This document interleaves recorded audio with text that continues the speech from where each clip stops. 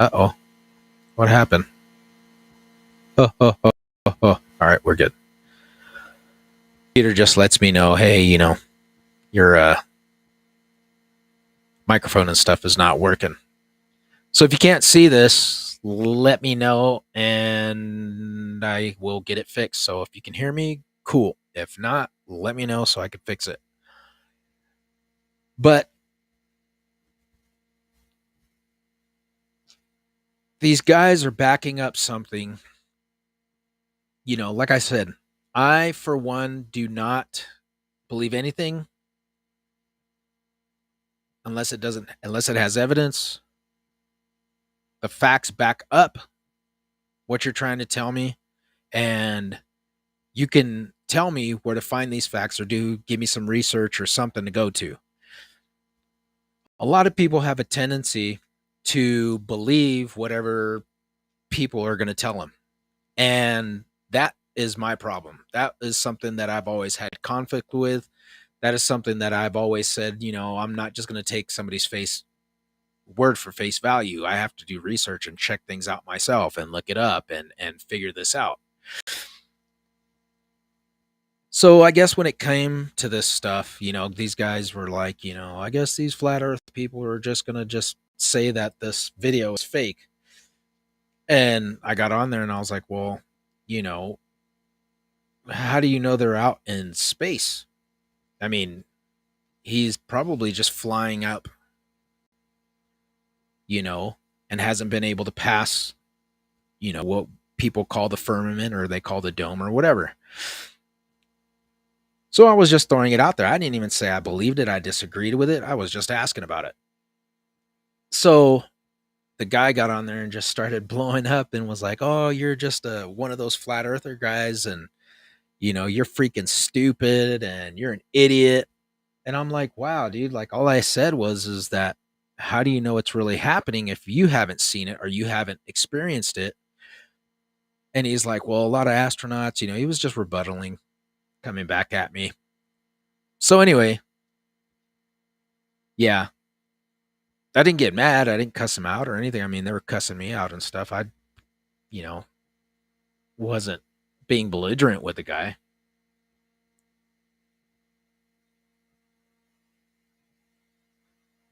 Sorry, just going ahead and responding to my cousin who's on here.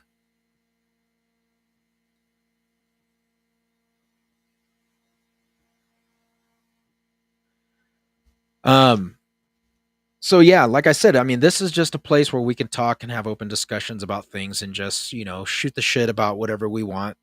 And I know on episode 11 I had put the disclaimer on there about, some people were like saying their kids were watching, and I was just like, well, I don't want to be held responsible for what I say or whatever's going on, because I mean, we're all adults here. I mean, we're talking. So if it's something that you might have an issue with some language that I might say, sorry. I'm just warning you now. I'm drinking my sweet tea.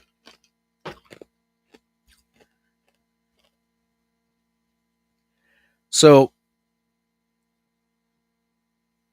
I had to step back a little bit from uh, watching stuff that was going on in politics, um, because it was getting to that point where it's like, you can't tell truth from fiction. And it seems like it's getting to that point a lot now, where you find that it's just the same regurgitated crap that's just being said. And it's like we now know that, we've known this since I think it was the 70s, the late 60s, that CIA has had people implanted in the media. Dr. Stephen Greer was talking about that on his documentary. If you haven't seen it, on Unacknowledged. Let me get the list here and I'll put it on the screen. Give me a second. Sorry. Dr. Stephen Greer, for those of you who do not know who he is a fantastic individual. He is the founder of the SETI 5 organization. If you don't know what that is, I really highly recommend that you get into looking at that stuff, because if people one of the things that I do discuss on here also is spiritualism and the um how do you want to say it, the structuring of one's person to be able to say this is who I am, and getting yourself grounded and rooted in understanding that this body is the connector to the matrix, and it's essentially. And if anybody knows and you've seen the movie The Matrix, you know the whole storyline. And if you haven't, go watch it, go down that rabbit hole, and then you'll understand what I'm talking about.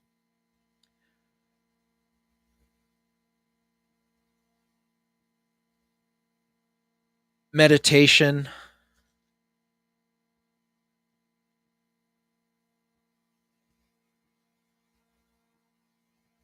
Sorry, I'm over here searching for this list of Dr. Stephen Greer's videos so I could put it on here for you guys.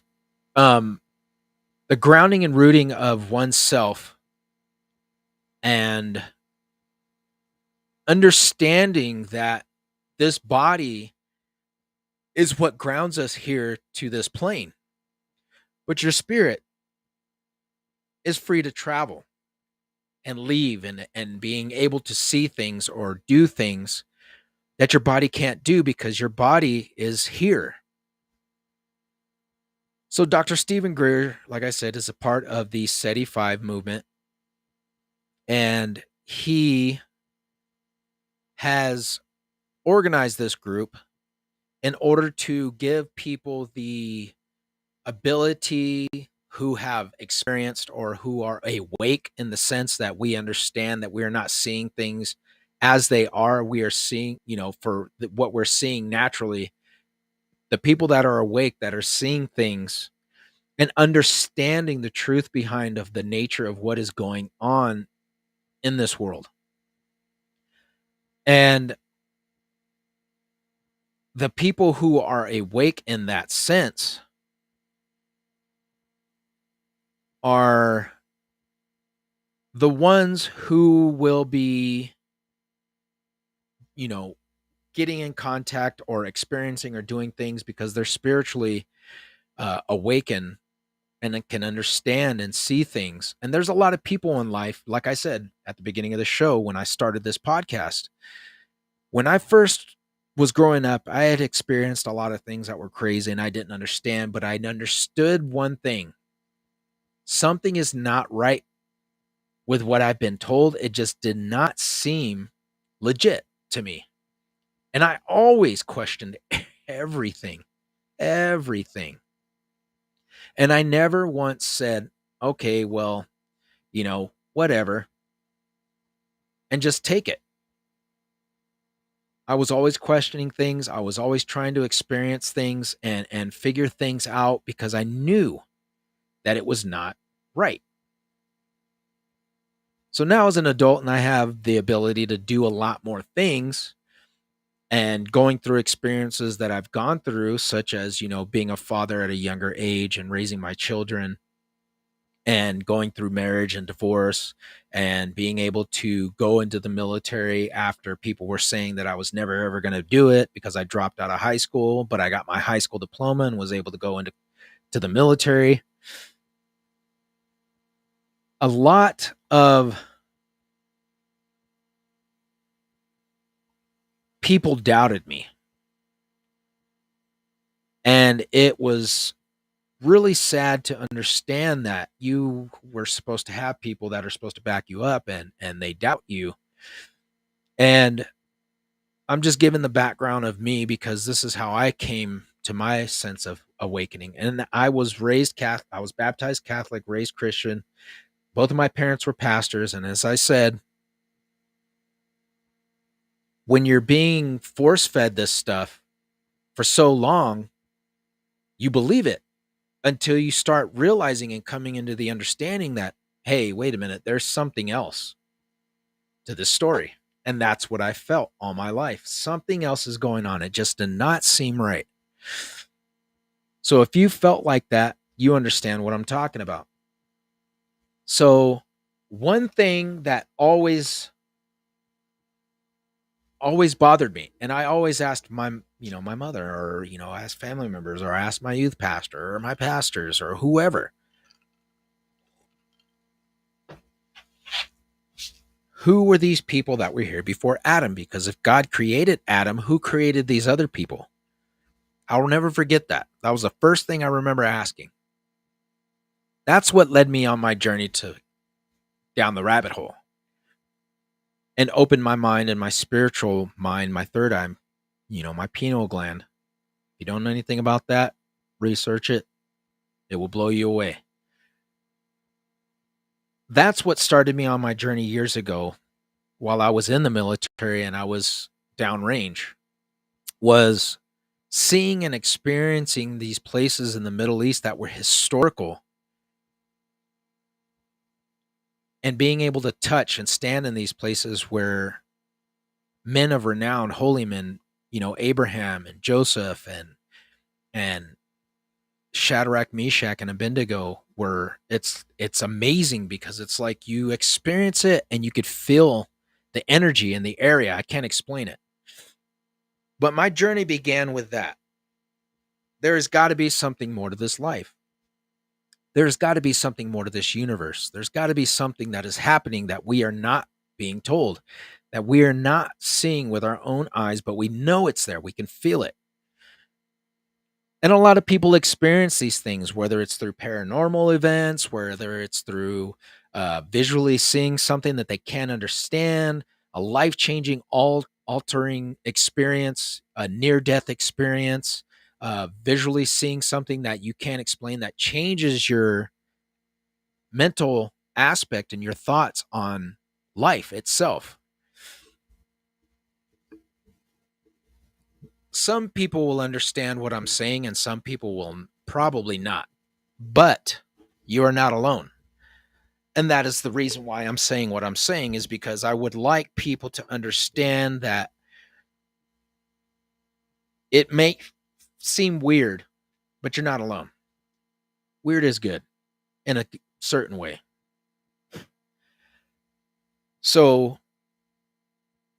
after diving into this rabbit hole, a lot of things started becoming clear to me, and you start seeing things as they really are, as far as spiritually opening yourself the right way in a path that is your road, choosing your destiny. So when I created this podcast, that's what I wanted to do, is I wanted to give people a platform to discuss subjects that I was interested in without me feeling like a doofus.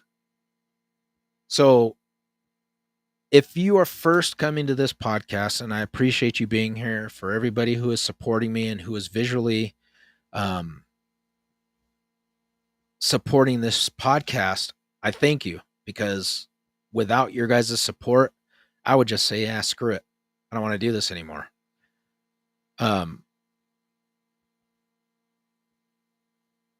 With my help from my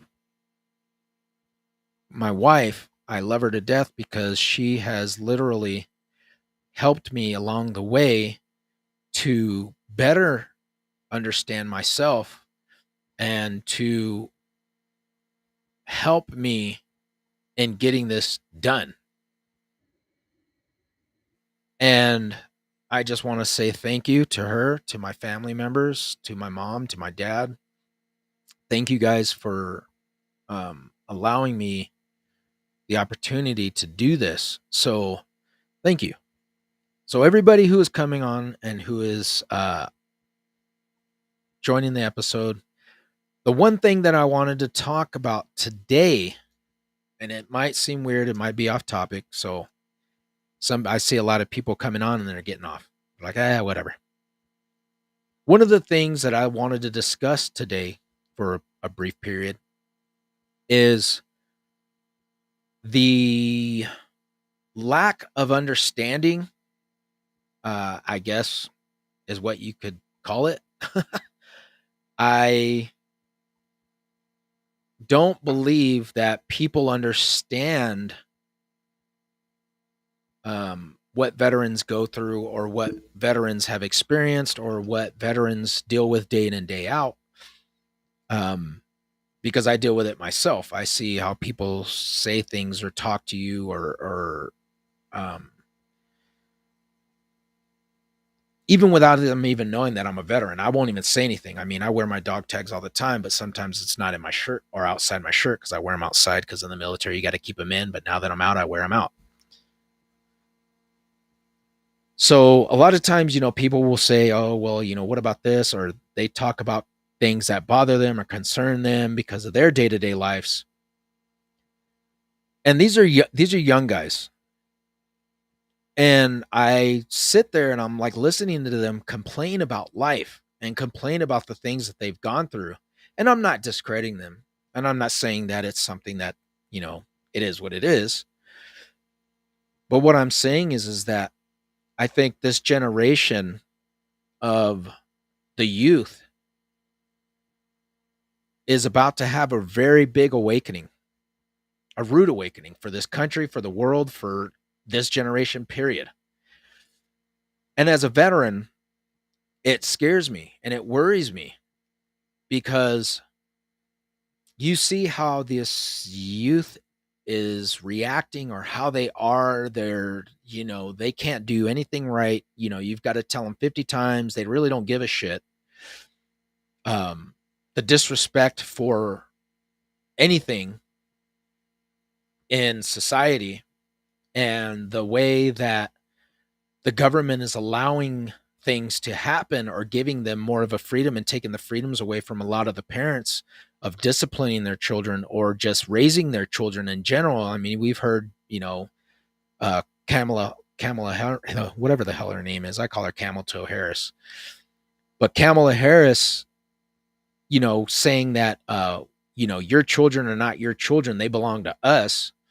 And, pretty much just saying that we're going to do what's best in the interest of your kids because that's what our job is.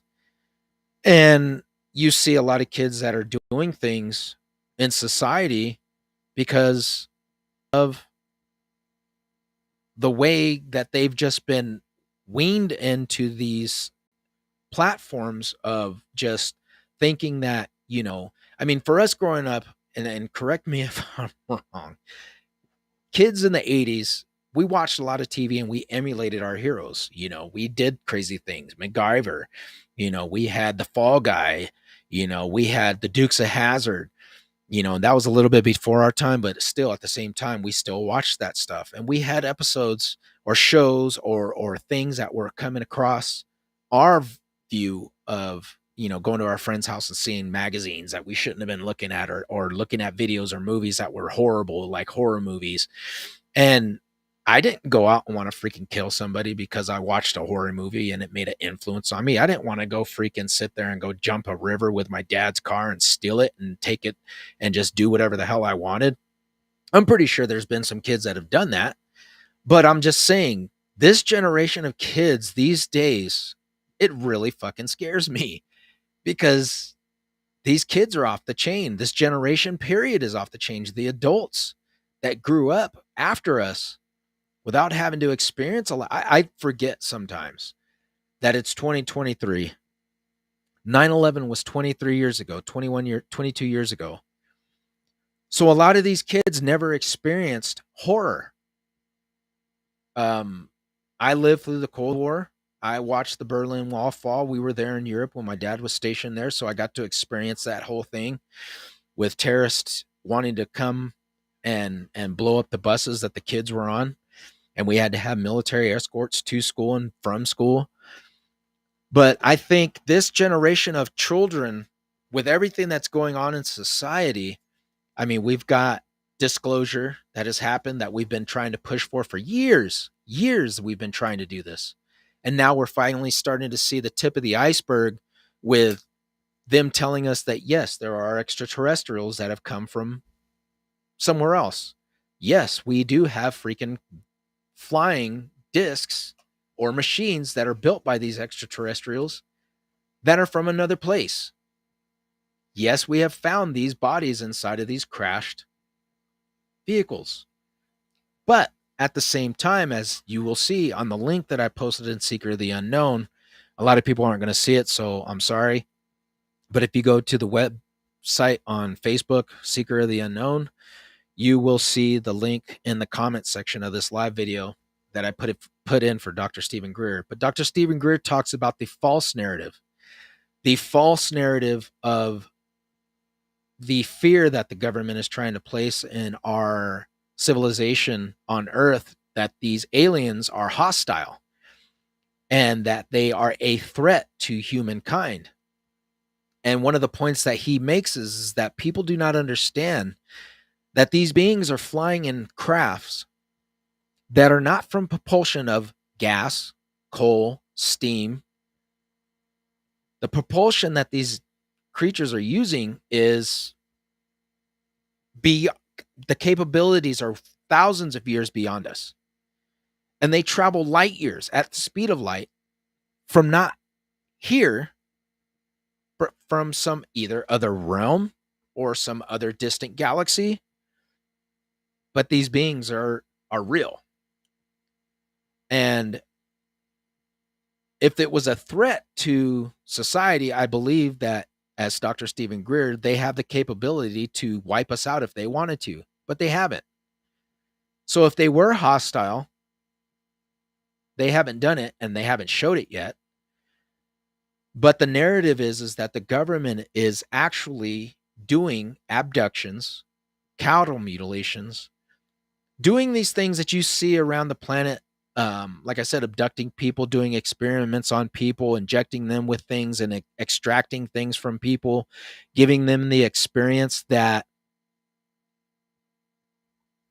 oh man, these creatures and these scary beings are going to kill us. And they were doing things and they were making me do this horrible stuff.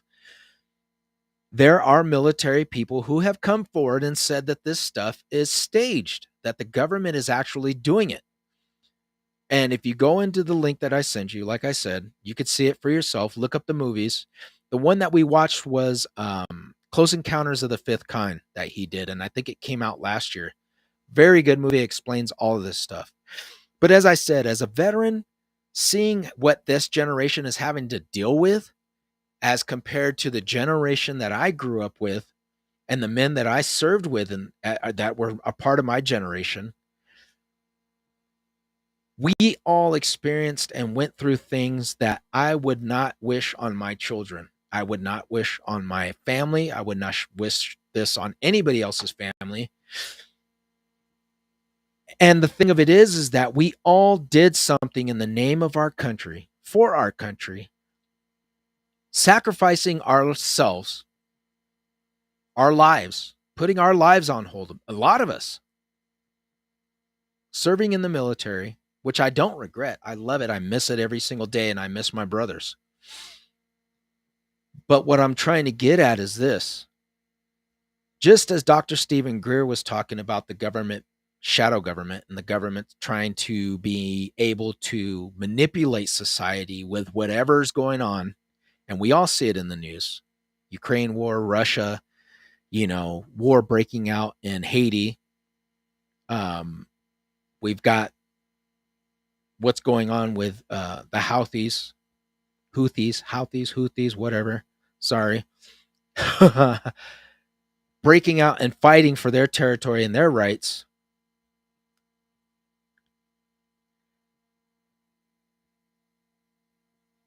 Hey. And us supporting this genocide in Israel. And then these, like I said, this youth is being, because we're so socially adapted. I mean, this plan that they have set in place has literally worked. And I'm sorry, and I'm guilty of it, but our kids are just they're detached from reality.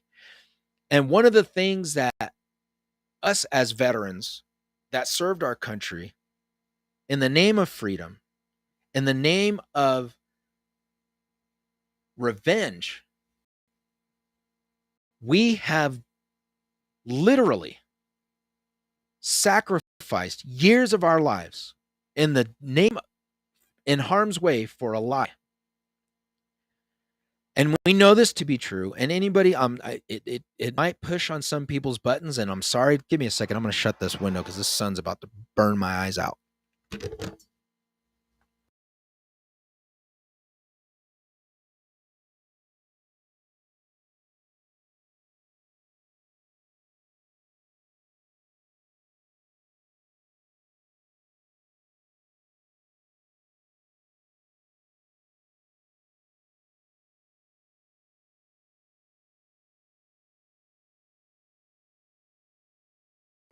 Cool deal. So, as I said, God, I'm so blind. So, as I said, a lot of us did what we thought we had to do because of a set false flag narrative of people that attacked the Twin Towers, killed close to 3,500 people. Come to find out, I mean, we're sitting here watching this on TV unfolding in front of us. And the first thing I did was went straight to the recruiting office. No questions asked, no freaking, oh, well, what's going, nope. I was down there.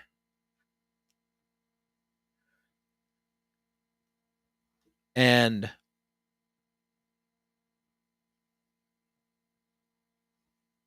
I signed up to go into the military. Was I scared? No. I can't explain it. I just, we all did what we had to do. Were we worried? Of course, because you might not come back. We knew what we were facing. We knew what we had to do, and we did it. We didn't ask questions. We didn't say, oh, fuck this. These motherfuckers just killed a lot of our citizens, our fellow Americans. Somebody's gonna pay. But the narrative that was strung to us was that Iraq wasn't behind it, when in fact the hijackers who did it were Saudis. And then, what was it, weeks or months later, we find out that a majority of the hijackers weren't even on the plane. They're alive. What the fuck? So then you have the narrative that these planes that the people flew into the World Trade Centers were not even actually manned planes. They were remote control guided devices. And as I said, people, and if the planes were actually even there, there's theories that the planes weren't even actually a part of it. That the government, 5 days before this happened,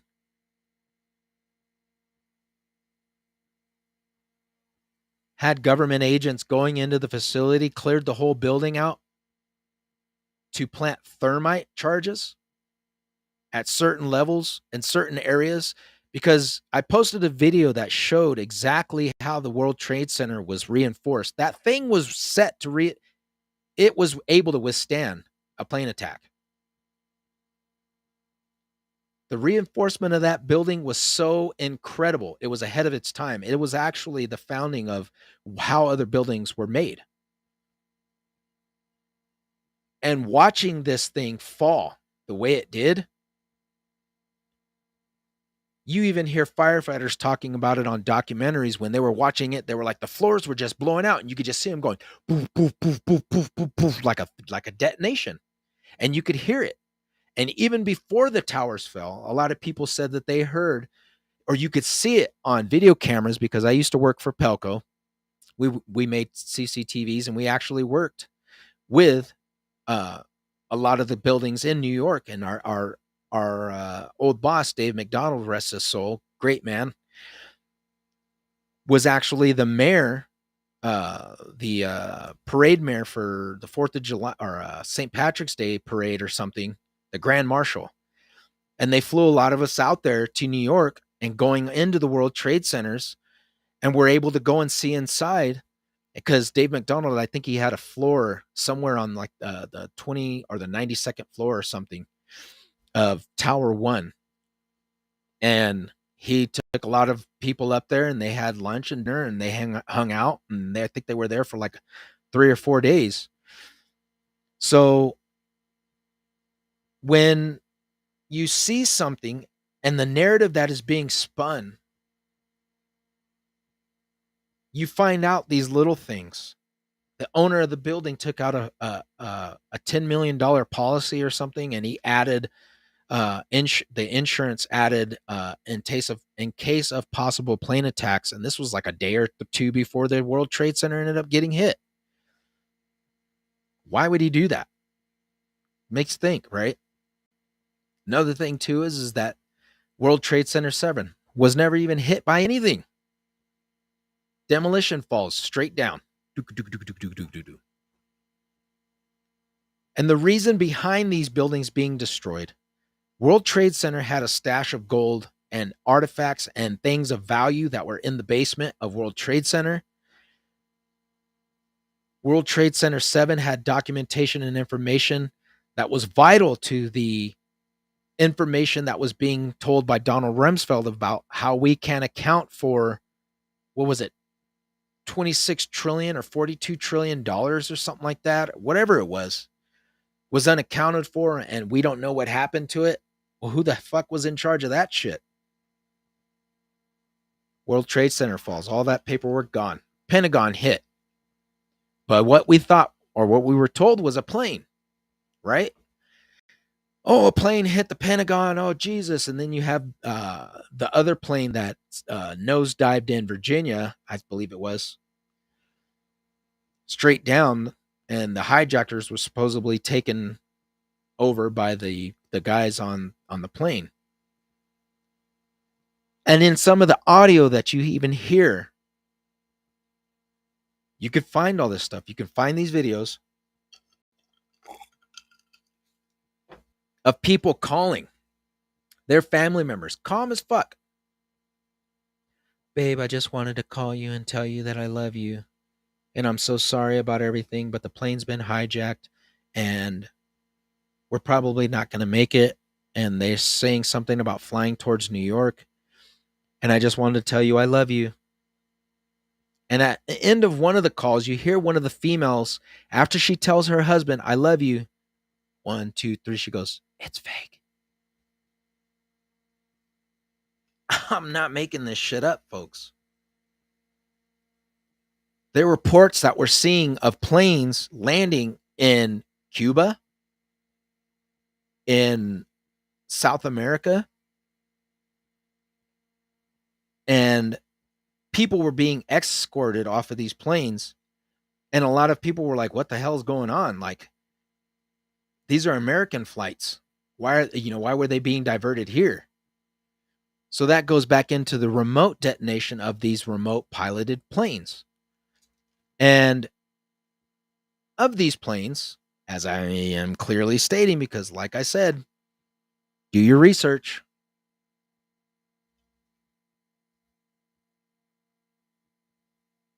Oops. Where the hell is it at? This damn thing. Let's go back.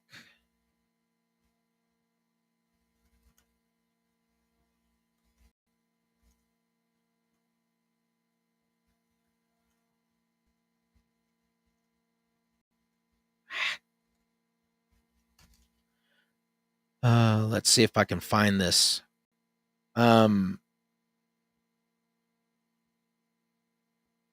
Okay. So this is the episode of X-Files. It's called The Lone Gunman Plot. Okay. Now, this lone gunman plot is an episode of the X-Files where they're trying to foil a CIA false flag plot to remote control a passenger plane and detonate it in New York City. Like I said, you can't make this shit up, folks. And this came out, it's old, way before freaking 9/11. Okay, hold on. Let me close this window down. Bring this one up.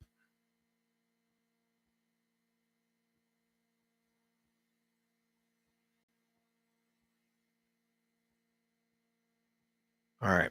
And then I'm going to remote screen it so you guys can check it out and see it. I'm going to probably fast forward through a lot of it because it's really long. It's like 44 minutes long, but if you want to, you could look it up yourself and check it out. So we're going to go through it and check it out together and talk about it.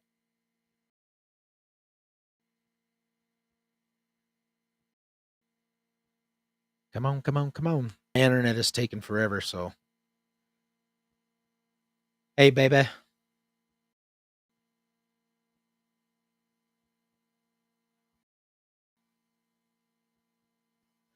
All right. So here we go. Let's check this out.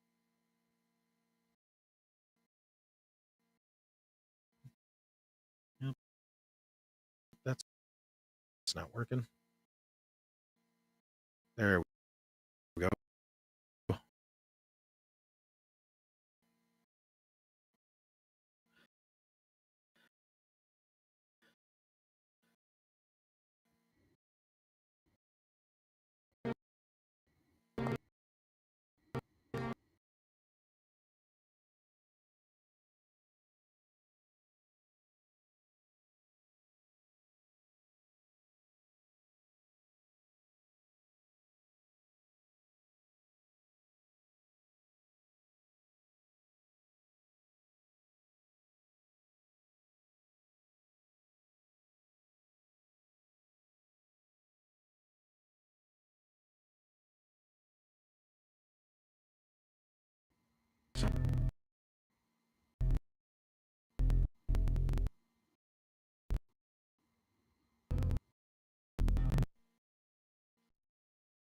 So these guys are foiling the plot. This guy just found out his dad's dead or something had happened to him.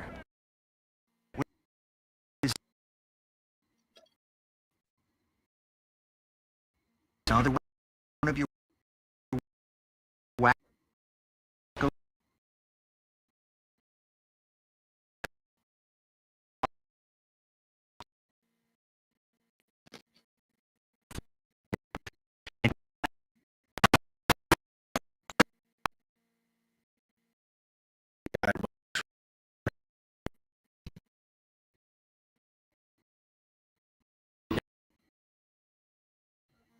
dead.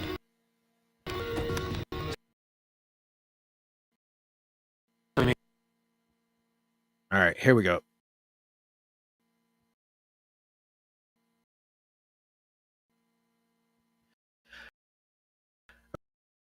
All right, so we're going to watch this part.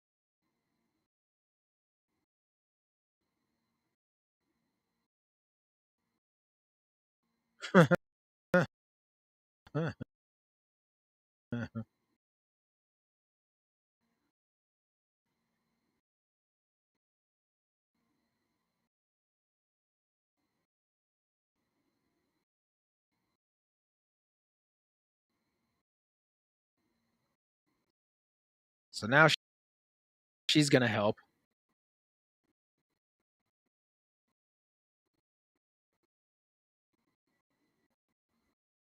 I don't know if you you believe that.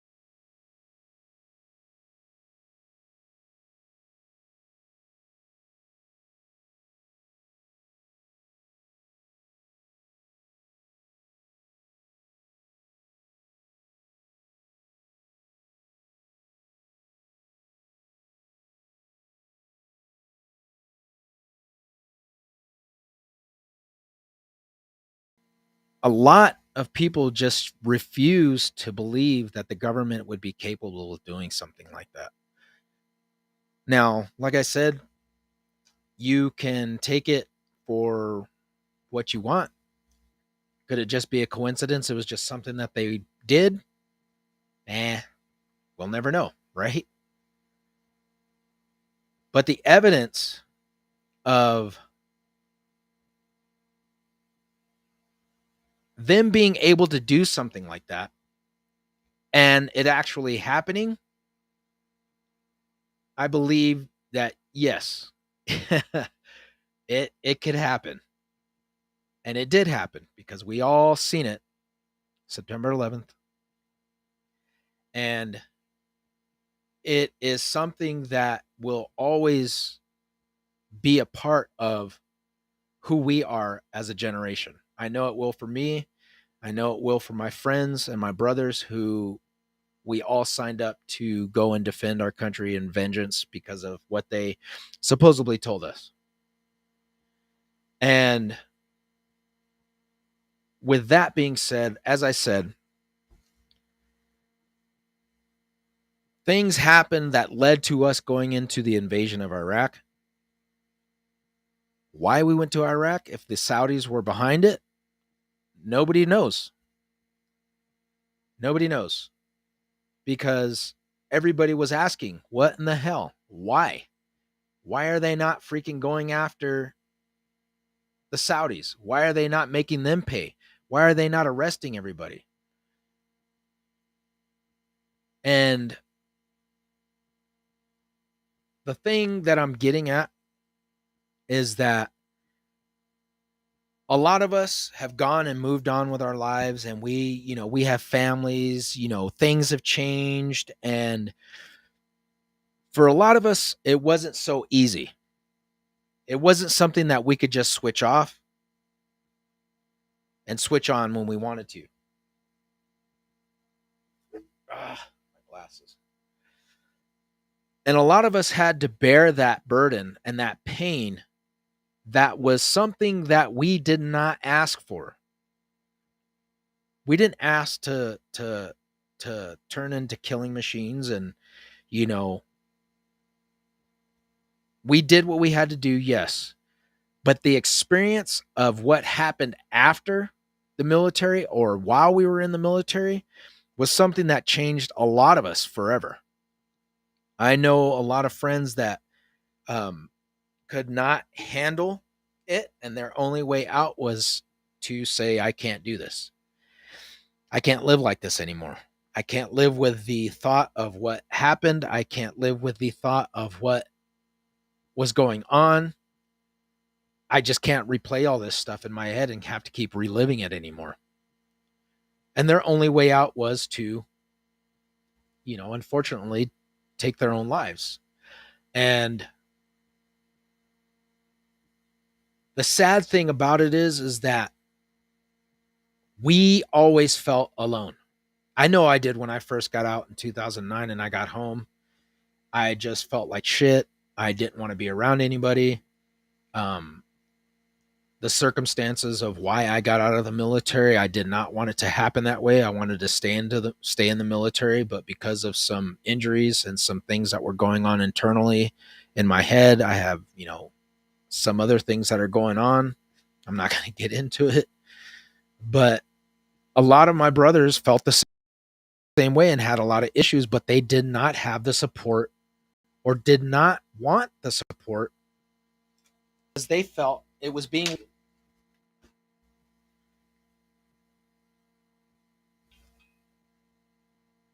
they felt like it was giving in to the system, or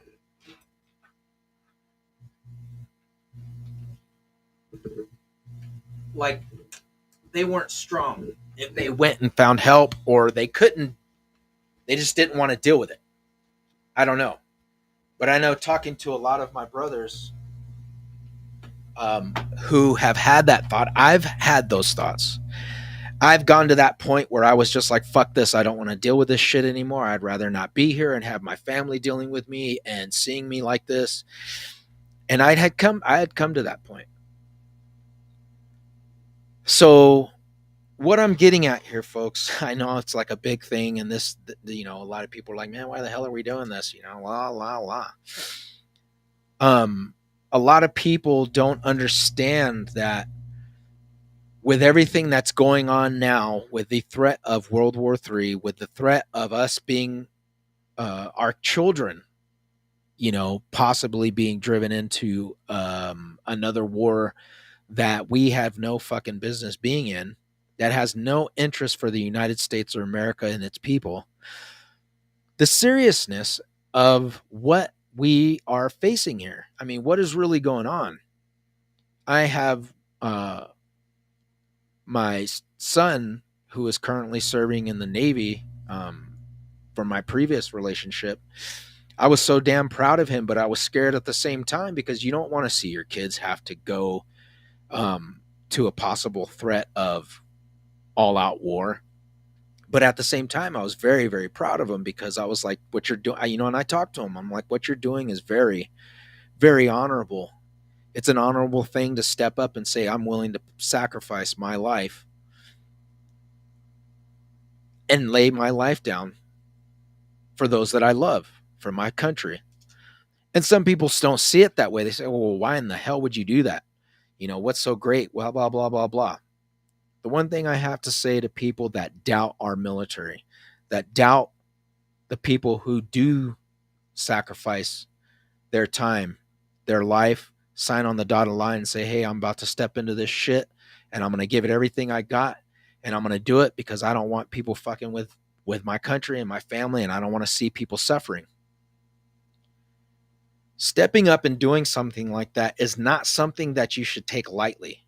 And for the men and women who do that and who are still in, the men and women who are still facing those dangers, the men and women who are still saying, I am going to give everything I got to defend this country, regardless of what's happening. And it's not only just people in civilian life, it's people that are in our own government.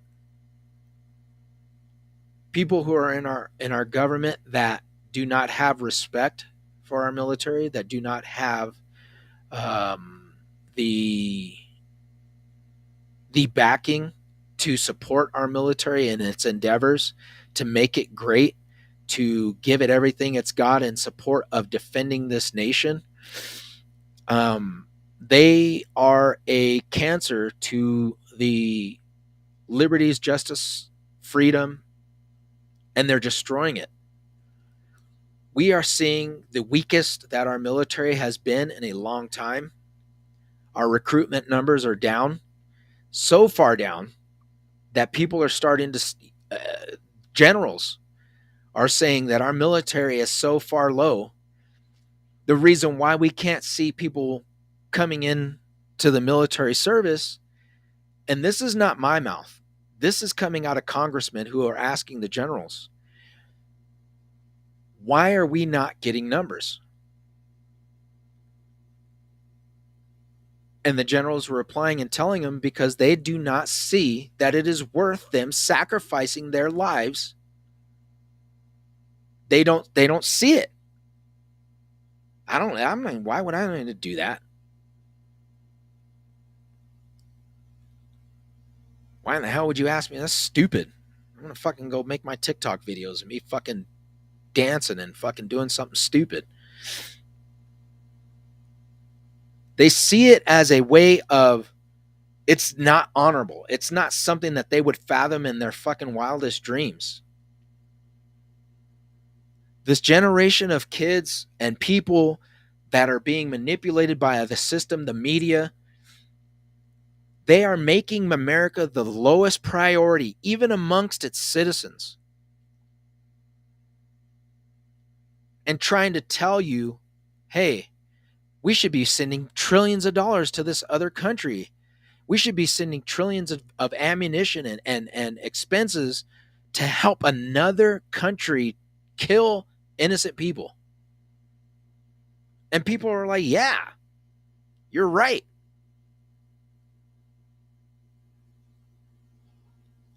Our numbers in the military are not going to stabilize. The only way that we are going to get our numbers, and I'll give you a couple guesses, I'll give you two. Can you think of what they are? Because if we ain't got people to fight a war, what are you going to do? Start a war and start drafting people. Get into a conflict. Get into a false flag where these assholes that they're letting across the border, and I'm sorry, people probably don't agree with it, but you got to understand something. I wouldn't let anybody just come walking into my fucking house. I wouldn't let anybody just come walking up into my house and just be like, yeah, what's for dinner? I'm going to be moving in. I'm staying here. Oh, and by the way, the government said I can. So you really can't do shit about it. That's literally what's going on right now. We have people, and I'm all for it because I come from a family of immigrants and I come from a family of Native Americans who watched the white man come over here and settle down in this country and just take and decimate everything that he held sacred. I have generations of family members who have lived here before the United States was formed in what it was. And family members who came to this country after the fact of the matter. So, not being prideful in my heritage and where I come from, it doesn't have shit to do with that. You got to understand something, people. And I really pray to God that you understand this, because as a veteran and my fellow brothers that see it and we talk about this stuff, and it's even been said that there is threats to the United States that are going to happen. When and where they don't know, but they know that it's going to happen. The sacrifice that our generations of people have made, World War II, Vietnam, World War I,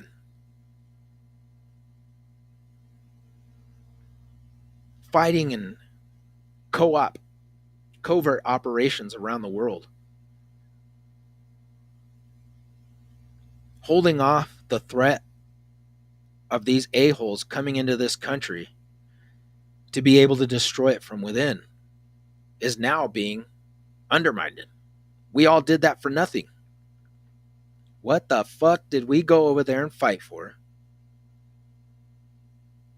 What did our fellow brothers go over there and die for?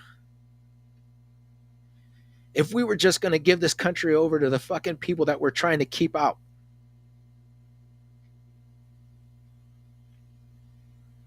If we're letting these terrorists, these unvetted assholes that are coming here, military-aged men from other countries that are here now, they're here in the United States, waiting.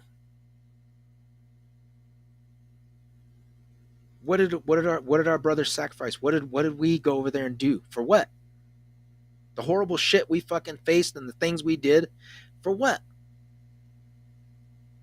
You got assholes like AOC in the Congress just fucking like, yeah, it's cool. You know, what the fuck are you complaining about? They have every right just like you. You have these idiot politicians who want nothing but to destroy the United States and make a fucking buck while it's happening. They do not care about anybody. They don't care about you. They don't care about me. They care about themselves. What's going to be in the best interest of them and filling their pockets to get what's going to be done? What can we do to get this fucking ball moving that's going to benefit us? And the reason why I get into that is because I say this. I had to get off of social. I had to get out of looking at everything that was going on. And I still follow a lot of stuff with what's happening, but I don't sit there and like gobble it up. But when things start happening, and as a military person, talking with my brothers and saying, "Hey, bro, did you hear about this? What do you think about this, man? What's going on, man? It's fucking crazy, dude. Like, I never fucking thought it would get to this. Yeah, man. Like, this is some fucking shit." But people don't realize it. They're going about their day. They're going to Walmart. They're going and doing their stuff. They're going to baseball games, football games, just good old American people just trying to live their lives and do what they were doing. Just to get by, just to survive, because they don't want to have to deal with shit. Just like everybody did on September 11th. Nobody expected that shit.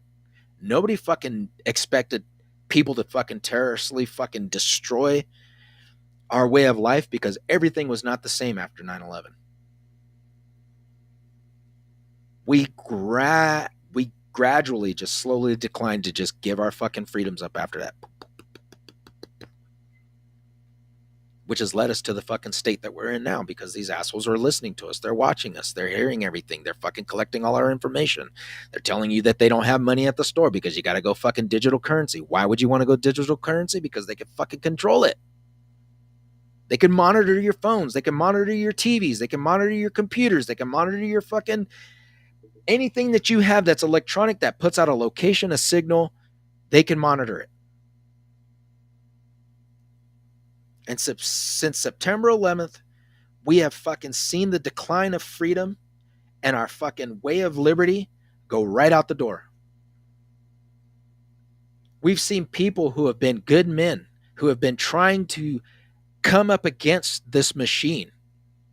And like I said, Dr. Stephen Greer is one of them. And the countless of other people that are behind him. Just like the whistleblowers that came out into Congress and gave up that speech. And we're saying, yeah, this shit is really happening. You've even had people come up into Congress and say that the threat of what's going on at our border is real. They don't care. Why would you do something like this and allow it to happen unless you had a narrative and a plan and a reasoning for allowing these guys or these people, these persons to come across this border at a time when we are at an election? Think about that. Because you got to read your Constitution. If something happens and we declare war and the United States goes into war, guess who's going to stay in the office? Joe fucking Biden. He is not going to leave until we get this shit figured out. So if they're not going to allow Trump to get into office electorally the right way, because they know they can't stop him,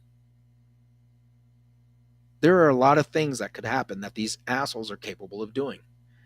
But one thing I want to tell my brothers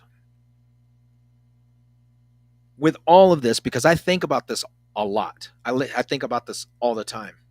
I am not the same person I was when I left as the same person that got off of that fucking plane after I got out of the military. I can tell you that right now. And it sucks that I can say that. But I had to dig into myself and talk to fellow veterans that are struggling, that are having to deal with the things that we have to deal with on a daily basis, not just with ourselves, but with our families, with fellow vets that are out there that are struggling, that are saying that they can't do it anymore.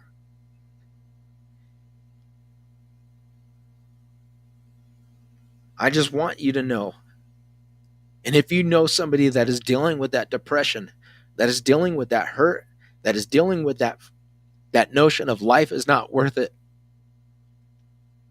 I've been there. And I go through it every day, struggling to fight to keep my head just going. Like, fuck, dude. I think about my brothers all the time. I keep some of them right here on my wall.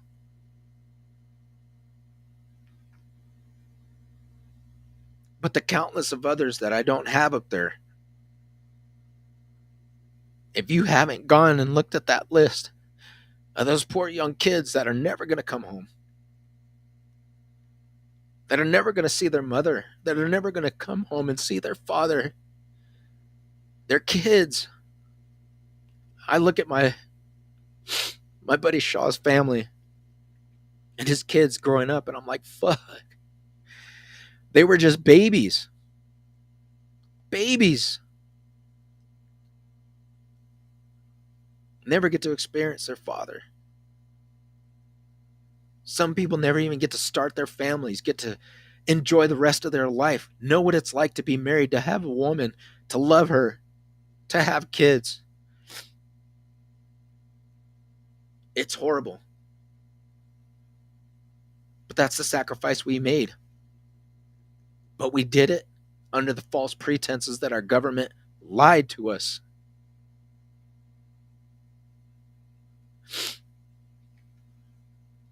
And we deal with this every day. Some vets will not even tell you. You wouldn't even know it. For about 2 years, I drank. I was at my worst when I drank. I haven't drank in a while the way I used to. Every fucking day. Every day I was drinking. I didn't want to leave my house. I didn't want to go outside. I didn't want to go to any public places. Even now, when I leave out of my house and we go somewhere, my wife's always telling me, I noticed you. You're analyzing everything. You're looking at who's where and what people are doing and where the exits are. And like when we sit somewhere, I have to sit facing the exit. I can't have people behind me. And I'm trying to break myself of that habit, but it's hard. It's hard. You know, if I was to get into a conflict with somebody, I told her, I said, if something was to go down and I got into it with somebody, you need to jump in and you need to get me out of here now.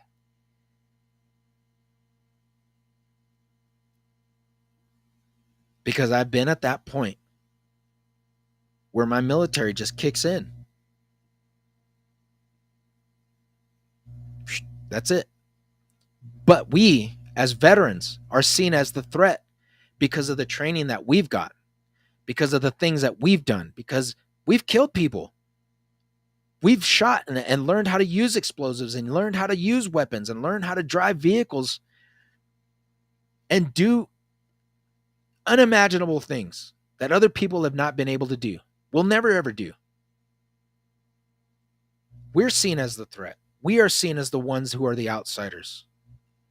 Oh, fuck. I see these poor guys that get arrested or get busted and they're in front of the judge and they're just like, I don't give a shit. I don't care.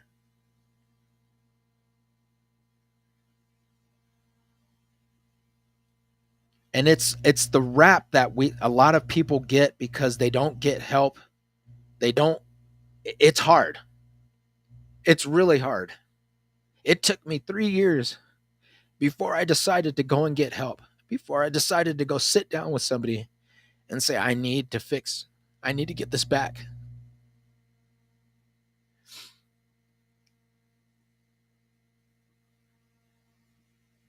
And a lot of guys don't do that. It was hard.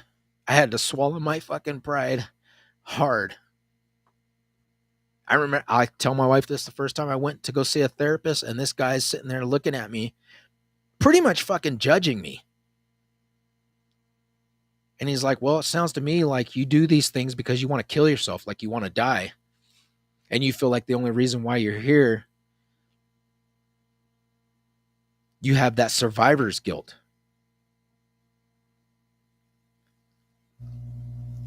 And I told him, I said, look, man, you don't know what the fuck I've seen. And we had talked. This was like our third session, and I did not want to go. And I told him he had said some pretty fucking crazy things to me. He was like, you don't value your life. Um, do you feel like you're a threat to yourself and to other people? It pretty much sounded to me like he was analyzing me to put me in that situation of like, okay, well, I need to report this guy. Because it seems like when we try to go get that help, that's what ends up happening. Is a lot of guys get into that situation where they're asking for help, but it's like, who are you talking to? You're talking to somebody who's working for the people who put you in that fucking situation. They're getting a paycheck, and they're going to end up fucking just labeling you or putting you or, contacting somebody because they literally fucking came to my house a week and a half after that to talk to me. How fucking crazy is that? That right there is when I knew I'm done. I told them, I don't have anything to say to you. I don't need to, everything that is going on that was supposed to be Dr. Confidential or whatever. He didn't discuss what was said, but he says the things that I said were alarming. And I was just being real with him. I was just trying to open up with the guy. That was the last fucking time I ever went to go see anybody because I knew right then and there. And I'm pretty sure some of my fellow friends, my brothers who have been in there have probably never even gone to talk to anybody like that. There are a lot of things that let me get on here real quick. I'm going to tag my group. I fucking forgot to do it. But I tagged it on the page. Boop, boop, boop, boop. Where are you at? There it is.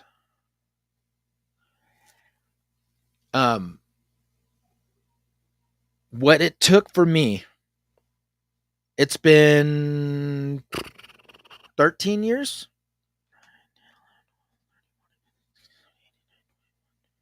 16 since I've been out. And I remember everything like it was yesterday.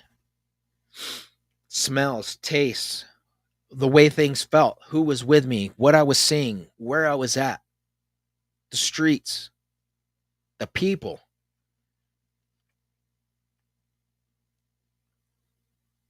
My military career, I wish I would have been able to stay in longer, and I tried. That was my one regret.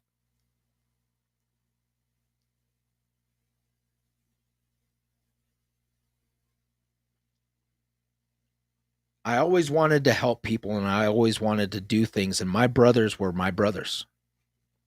And they still are now. I fucking love each and every one of them. And if I call them, they're there. If I need to talk to them, they're there. If I can't get a hold of them, somebody else will get a hold of them. We keep in contact with each other, and if something's going on, we're there. No questions asked. Talking to each other. Because I know that that person knows what I'm going through. That's the problem. We can't talk to people because you're not going to understand what the fuck is going on in my head. But my brother does. He knows how I feel. He knows exactly what's going on in my mind because he's been there with me. That's why we lean on each other so hard. That's why you see when you get a group of fucking veterans of more than fucking 3, leave us the fuck alone. It is not a good night when somebody who has not fucking faced death, danger, tries to fuck with people who have literally don't give a fuck. And like I said, I have had that happen. And I'm telling you right now,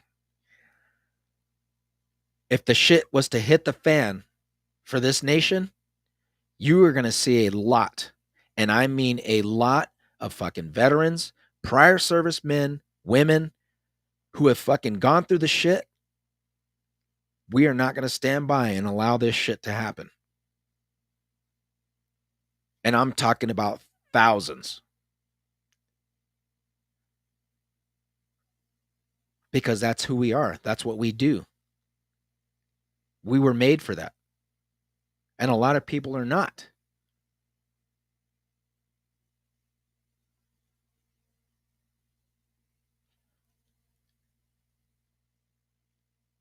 I love the MOSs who have supported the infantry throughout my career, because without the support,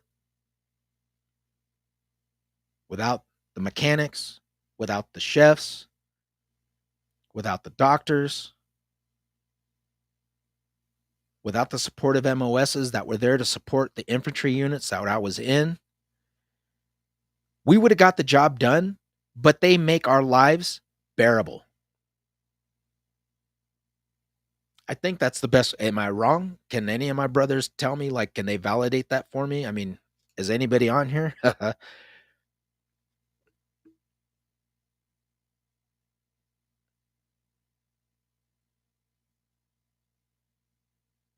I'm trying to see if my brother's on here.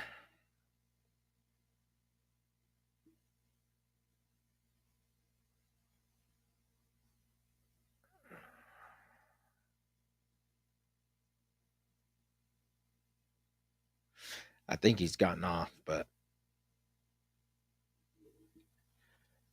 um if any of my buddies or my brothers or anybody that's on here, if you guys are on, um I'd like to get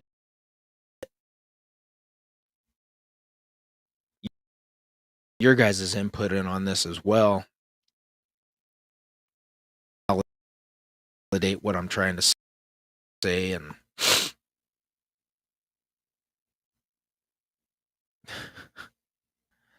this thing, um but a lot of the time you get nothing. You get no help. You get no validation. You get no support that is true support. It makes it really hard for a lot of us guys to, and that's why you get people who are dealing with the crap that they're dealing with or going through, because we don't have that support. Oh, brother. My brother Swiftbird, he's on here too. Appreciate you, man. Thank you for coming in. I got Shelby's on, I got Rochelle on, I got Lewis and Patricia on, I got Letty's on, my wife's on, Tawny's on, and my cousin's on, Ralph. And I appreciate you guys. Thank you guys for getting on here and supporting the channel. But the pain and the suffering that a lot of the veterans, we don't see it as pain and suffering. We see it as the struggle to keep ourselves going. I wake up every day and my wife is telling me, I'm just like, go, go, go, go, go, go, go, start to do this, do that, blah, blah, blah, blah, get the rooms up, get everything picked up, vacuum, clean, get the shit done. And she's like, dude, chill out, settle down, take it easy. And I'm like, I can't. I'm just programmed like that. I can't help it. I will suffer and break myself down to make shit happen. And she's trying to stop me from doing that. And I told her, I said, it's really freaking hard. It's hard.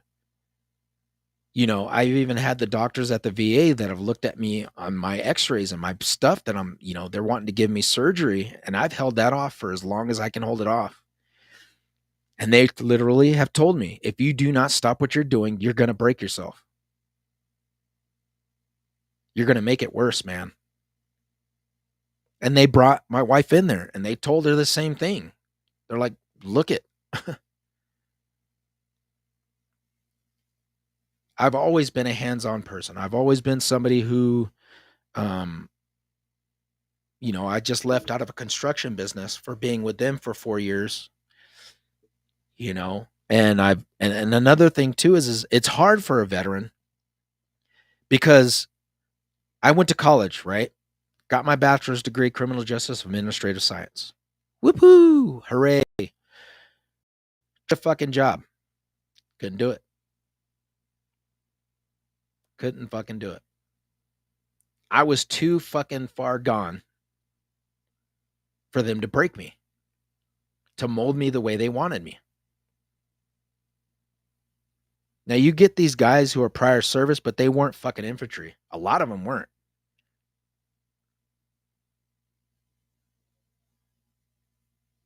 We've seen a lot of horrible shit. Our psyche is broken down so far. They would rather get a fucking young guy or a guy who was, he was military, but he was a fucking cook or a fucking MP or a fucking support or whatever. Because they know that they can mold that guy. They could still break him. We're still too stuck in our ways. They can't do that to us infantry guys. It's really fucking hard. So getting back to the story, I did all this shit. Went to the police academy, graduated. Did I get a fucking job? I applied every fucking where you could think of. Even now,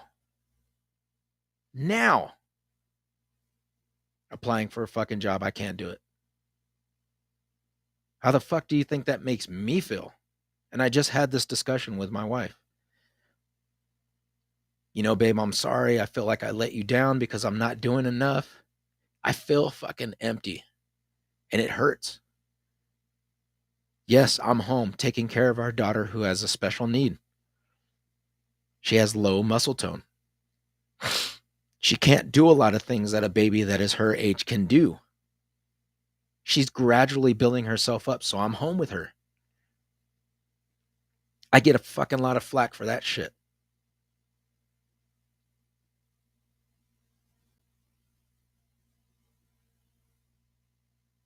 So a lot of us are trying to do the right thing, but every fucking time we try to do the right thing, we fucking get kicked back by the fucking society that is supposed to be there for us. By the society that says, oh, we love our vets. Oh, we'll hire you. We'll take vets. Oh, yeah, we'll do that. Oh, well,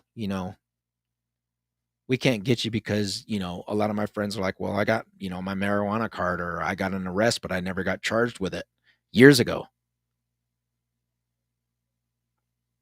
Oh, well, we can't have somebody who has a nature of violence and was trained in what the fuck? Are you kidding me? I couldn't even get a fucking job. And the only thing I could get is a fucking labor job. I'm fucking overqualified. I was told that once. You have too much experience for this. Because they want somebody that is fucking going to be broken. And that's why you see a lot of vets that are fucking home. They don't want to deal with shit. They don't want to deal with the people. They don't want to deal with the fucking government, the society, if that's fucking giving up on them. But yet you're going to give fucking illegal immigrants fucking cash, free home and board, food, pay their fucking cell phone bills and their fucking goddamn rent. I love you, Matt. You keep your fucking head up too, brother. And if you need me, man, I'm here. We've all been through that shit. It's a struggle fucking day in and day out. People will not understand. Yes, people have problems. People suffer. People go through things. But I'm talking about our vets. Our fucking men and women who went and sacrificed themselves are putting on the fucking back burner of this country. And we have politicians and we have fucking the president of the United States. The commander in fucking chief. I won't even call him that because he doesn't even fucking deserve it. This man has little disregard for America and everything she stands for. And you've got the whole left. You've got fucking Nazis. They're supporting Nazism for fucking Christ's sake in Ukraine. You people need to wake up and realize that and do your research and figure this out. Fucking Canada last year just had a Nazi, a fucking war criminal who was in the SS. They cheered him on in Parliament, for Christ's sake. Gave the man a standing ovation like he was fucking hooray. And you want to sit here and bash Putin for fucking keeping that bullshit out of his country? But we allow it here, so we're supposed to let everybody else do it.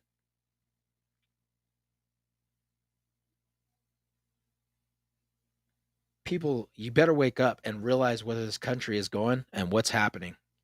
Because it's going to a point where if we don't do something this coming November, we are not going to come back from this. We are not going to bounce back. And as I've said for my veterans, my brothers, I love you all. I fucking, my brother James, I love you, man. This man has been here for me and my family since day one that I got here and has seen me struggling with my demons and has pulled me aside on countless times. And I know one, and he knows which one I'm talking about, where I almost whipped somebody's ass at work because they were pushing and I couldn't do it.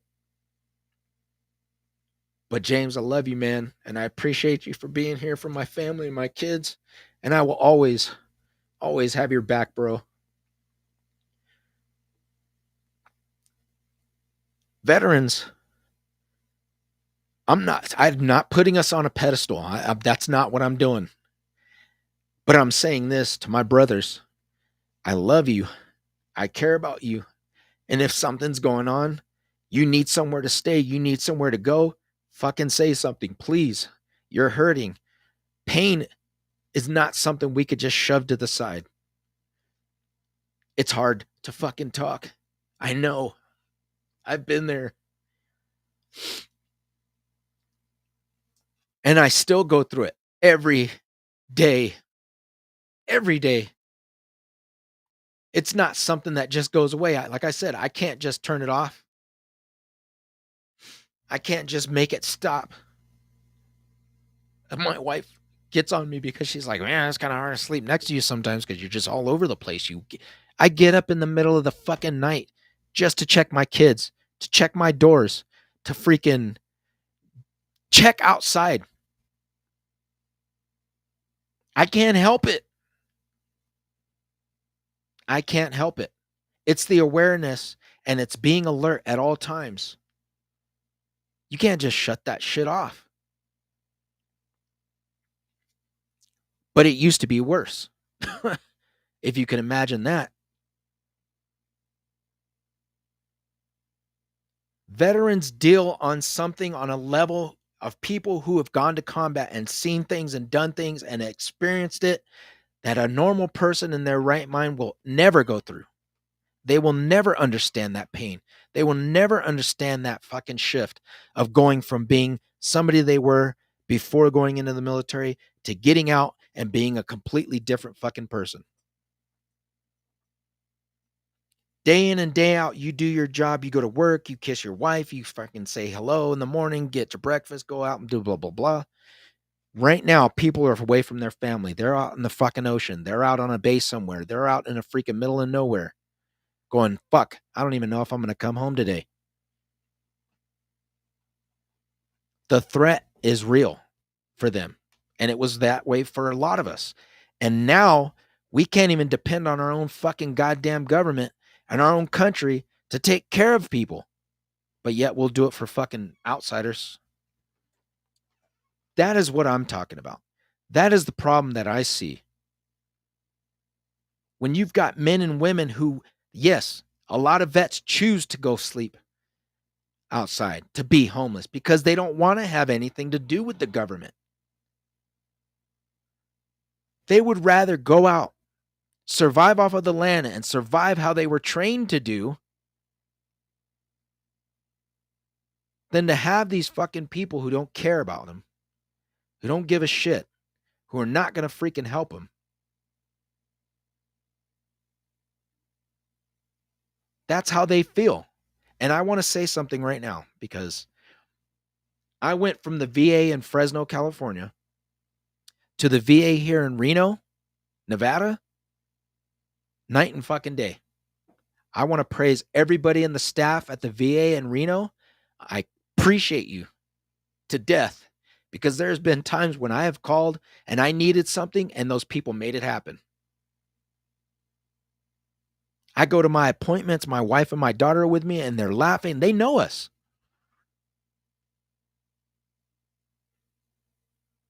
I've gone in to get my disability ratings redone because Fresno VA screwed me. And the VA here was like, hold on, wait a minute. There's something wrong. We're seeing this stuff that you had while you were in, and they didn't take care of it.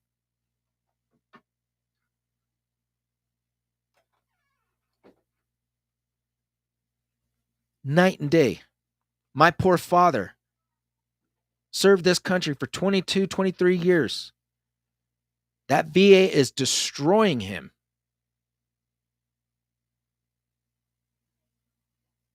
Countless, they had a man who was there, a World War II veteran, I believe, died in the fucking emergency room, waiting to get care.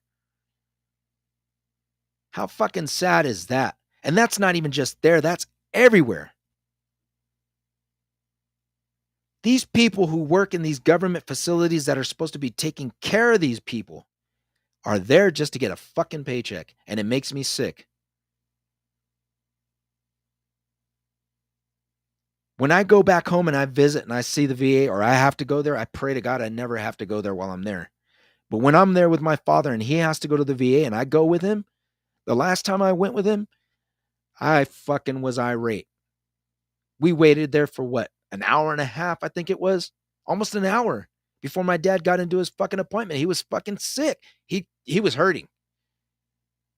I had to go to the lady's desk and tell her, you guys need to fucking come out here and get somebody for my dad. He's hurting. Well, what's his name? His appointment was blah, blah, blah. The doctors, I don't give a fuck. Y'all need to get somebody in there now. And that's the problem.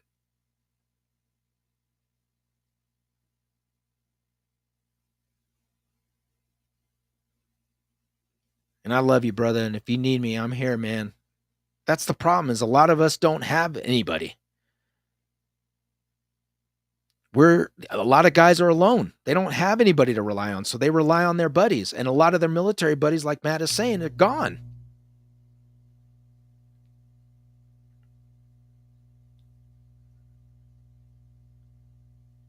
Listen, I know this has gone on a rant, but this episode I just wanted to get out and tell everybody. And this is just for anybody, but my military brothers, I love you. If you fucking need me, I'm here. If you can't get a hold of me, fucking find somebody that can. You need my number, I'll give it to you. Message me. I'll give it to you. I'll give you my fucking address too. You can come and fucking live on my property. I'm pretty sure my wife would fucking allow it if we could. We'll have a community out in this son of a bitch.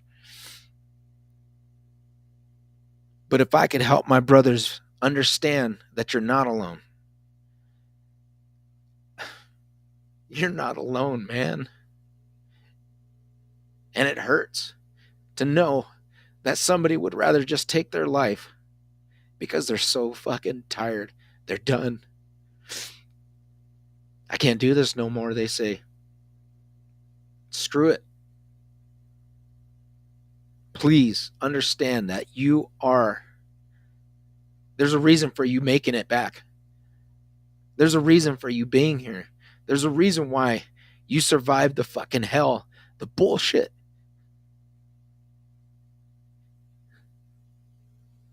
I think about that shit all the time. And I talk to some of my old buddies. Fuck, dude, how in the hell did we make it through that shit? How the fuck did I not get shot?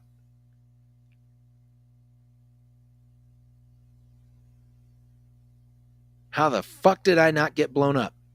I should be dead.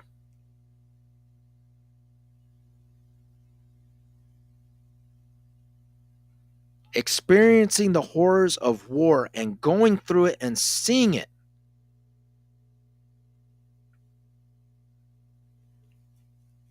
That's another level that a lot of people will never understand. And that's why I said this generation is in for a rude fucking awakening. Because if the shit hits the fan, you ain't going to see these young kids jumping up. You're going to see old motherfuckers like me and my brothers and my sisters that have fucking gone through hell. We're the ones that are going to step up. We're the ones that are going to say, not my fucking kids, I'll go. You need somebody to fucking do the job, you send us.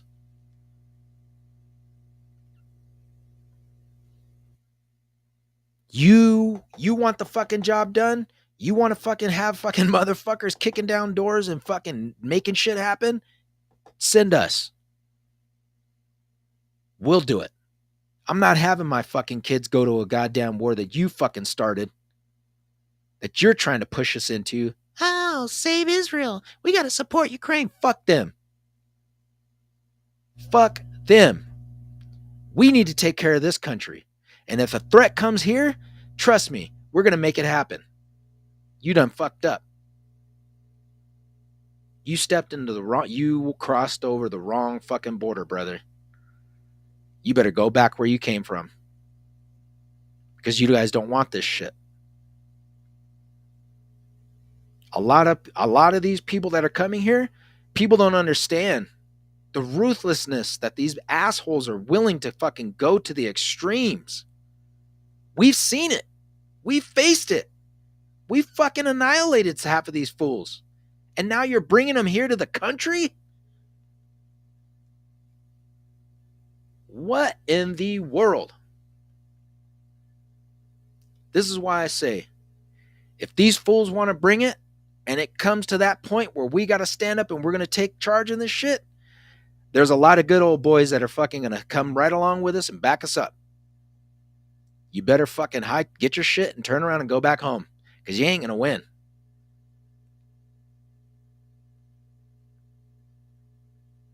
Our country is at a point where we even have our democracy and our fucking republic at risk. I really don't think people understand the severity of what is really happening, because the America that we knew before is not going to be. It's not the same. It's not the I've been saying it for years. People are not going to fucking wake up to the realization of what is at our door, like Matt is saying, until the shit hits the fan. They just busted a fucking, what was it, a Chinese national guy that was fucking like the god of arms dealing, selling fucking weapons grade uranium, plutonium on the black market. I wonder who the fuck's going to get their hands on that.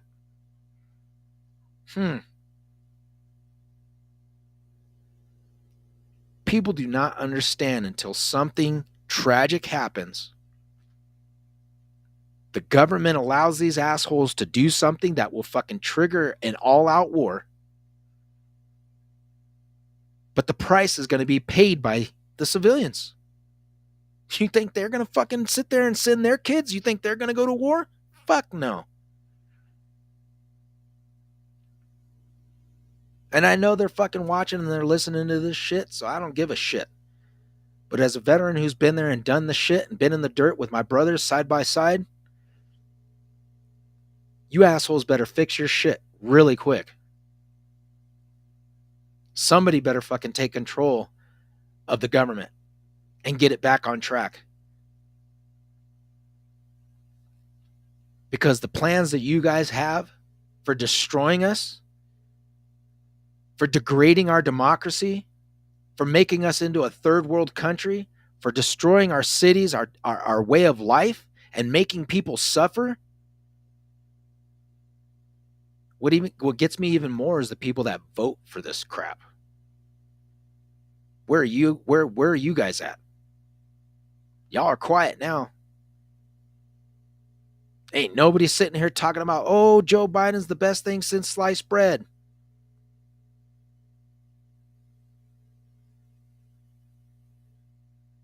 Y'all just jump right on the bandwagon and do whatever the hell they say. Sheep. It's sad. I wish y'all would wake up and realize the threat level. the seriousness of what's going on, what our children are facing. Yes, extraterrestrial life is out there. There are fucking aliens. They even freaking just put out a thing about freaking another planet with lights on it that looks like cities. We've been saying that for shit for years. Oh, they want to throw it out there so it makes it credible?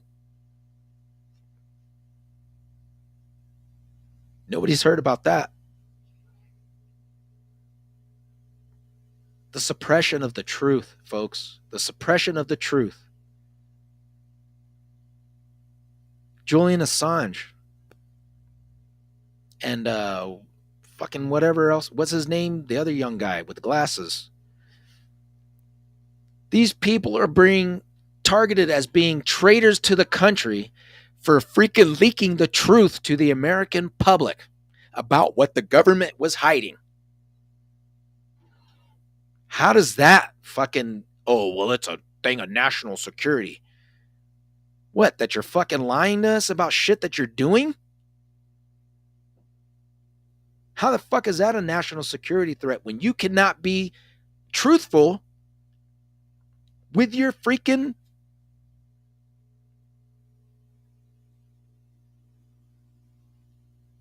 when you cannot be truthful to the people that put you in office and you lie and you hide things, you scheme, you get rich off of insider trading, you send innocent people to go die in a war or give arms to another country that's killing kids and women and demolishing and killing them in the name of freedom. You're telling people that it's okay for you to give up your rights, but you give those rights away from the people that are citizens to people who are not. You're breaking the very Constitution that you swore to uphold, that you swore to defend, because you don't care. All of us veterans swore an oath that still stands to this day and will not stop until I die, to defend this country against all enemies. Foreign, that means away, and domestic, at home. At home. Which is why we have the Second Amendment. Because we are allowed to defend ourselves against a tyrannical government who is set up to oppress its people.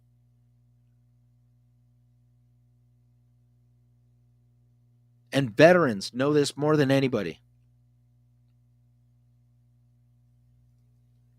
So I tell you, brothers, right now, the time is going to come when we're going to have to fulfill that oath again. And it might just happen here on our own soil. You are worth something. There's a reason why you survived. Because you're a hard motherfucker. You faced fucking death and you've looked him straight in the eye and you said, fuck you, you ain't having me. The time will come when we are going to have to face that again. And that is the reason why we were fucking spared. The reason why we were fucking came home. The shit is going to hit the fan. America's going to call on us again because she's going to need us. She's going to need its real heroes. And we, the hard, badass motherfuckers that we all are. Because, brothers, I'm going to tell you right now, you guys are a bunch of hard motherfuckers. We went through some shit and we survived. I've seen a lot of my friends, we've gone through some shit that I would make somebody fucking sick. You listen to the stories that a veteran it will say and talk about.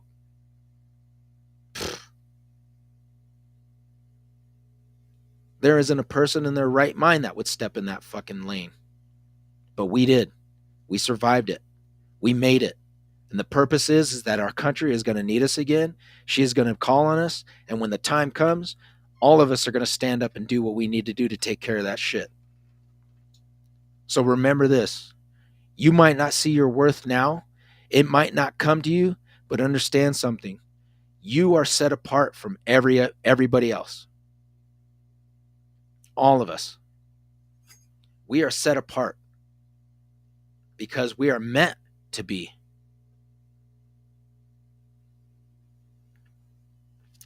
That's right. JFK warned us about all this stuff. So did President Eisenhower. This country has been on its slow decline, but as President Reagan said, we are only one generation away from losing our freedom. And we are at that generation. Literally. We are at the doorstep of our freedom or a tyrannical government being suppressed. Because it's already happening. People who are reporters are getting arrested for telling the truth, from reporting on information that is fact. You have a man who's running for presidency who has never been freaking charged with any of this bullshit that he's had been charged with until he became president. All because the American people love him and he's doing the right thing. How does that happen? How does that happen? I can't even look at the bullshit that comes out of the media. Oh, this man is racist and he's this and he's that. And oh, well, I ain't even going to mention his name. The crap that comes, I don't even care. It's the fact that if they can do this to Donald Trump and try and put him in prison and slander his name, slander his reputation, slander his business, do you not think that they will do it to you? They'll fucking lock you up and nobody will ever know. They'll bust your ass for something fucking stupid. Lie. You see it all the time. We are not safe. None of us. They want you to be obedient. They want you to walk that line. Do what you're fucking told or else. If you try to come up against us, we're going to get you. Look at what happened in New York with Fannie Mae or whatever the hell her name is, that lawyer, when she went to that speech at the fire department. They straight up fucking said, because the people were booing her, y'all better settle down now. Knock that off. Then you got the fire chief talking about, you guys were disrespectful and it doesn't matter, blah, blah, blah. All politics aside, no. Fuck that. If it looks like shit and if it fucking smells like shit, it's shit. That don't mean that I got to accept it. That doesn't mean that I got to freaking take it. Kudos for those fucking firefighters that stood up and fucking had their ground. And that police, that chief, you're a fucking coward for letting that woman say that they are going to find and hunt you down for freaking booing her. And you're going along and getting on her narrative. You ought to be a fucking ashamed of yourself, you coward.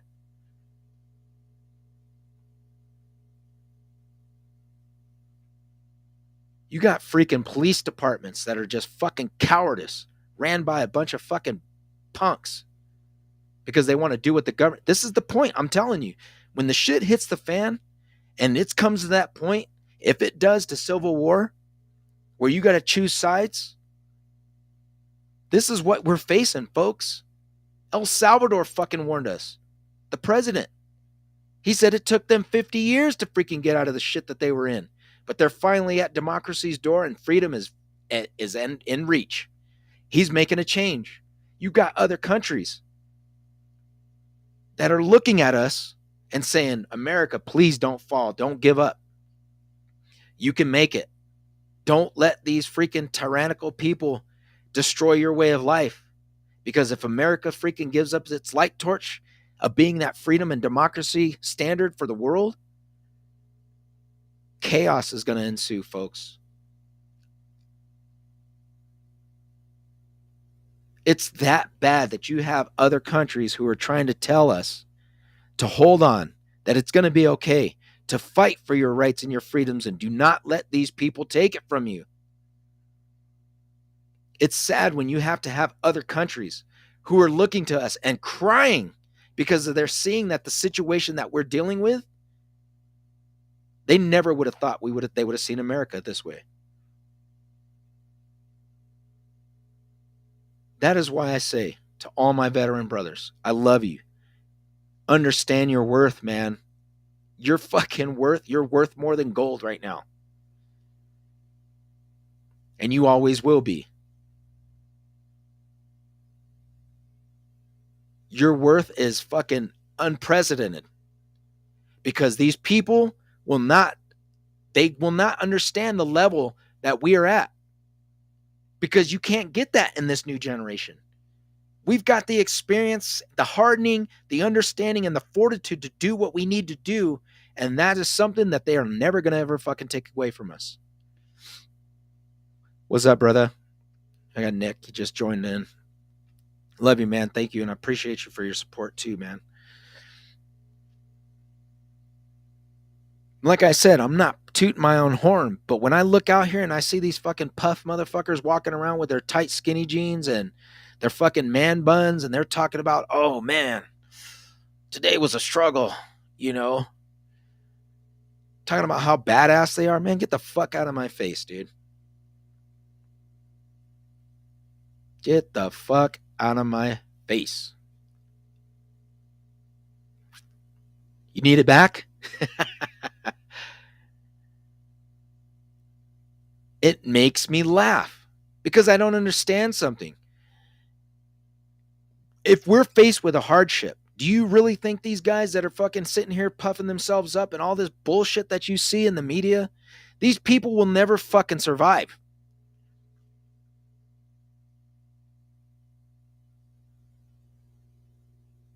Yeah, exactly.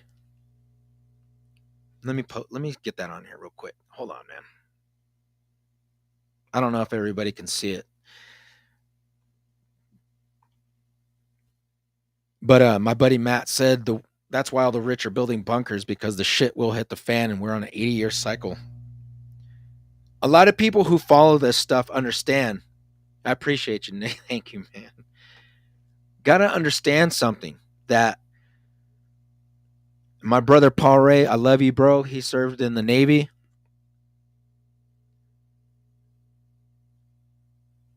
A lot of people don't understand is that hard people, when faced with the dangers that are probably going to be coming,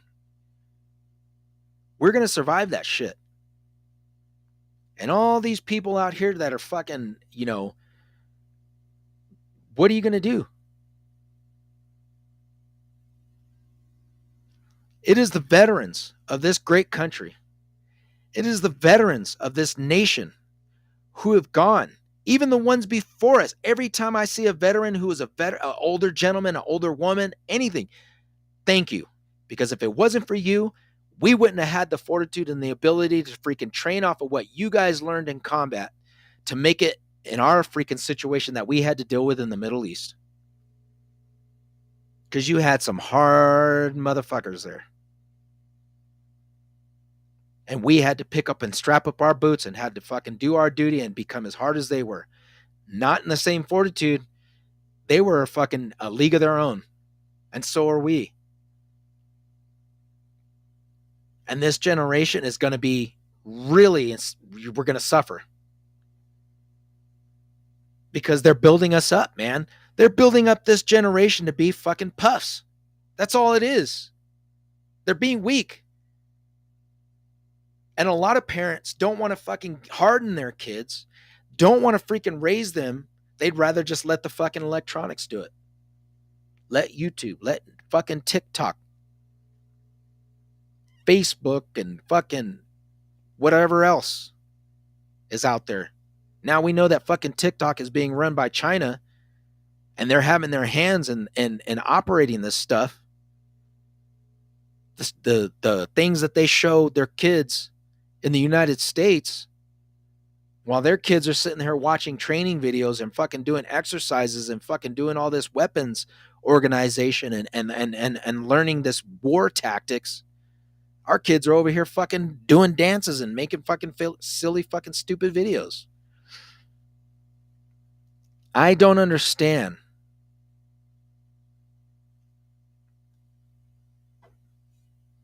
I don't understand it. We've got streams and streams and streams and streams. What was it? Eight to 1,200 fucking people coming across the border in a day? In a day. And you don't even fucking vet them. They're just coming across. And then they have these journalists. Thank God for putting the word out there and spreading the news.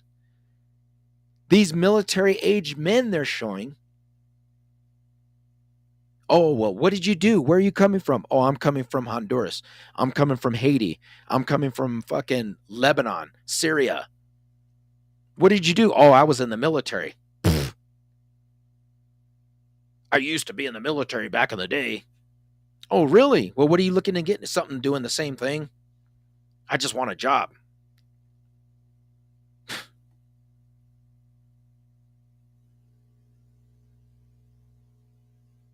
But you can't fucking take care of our own people.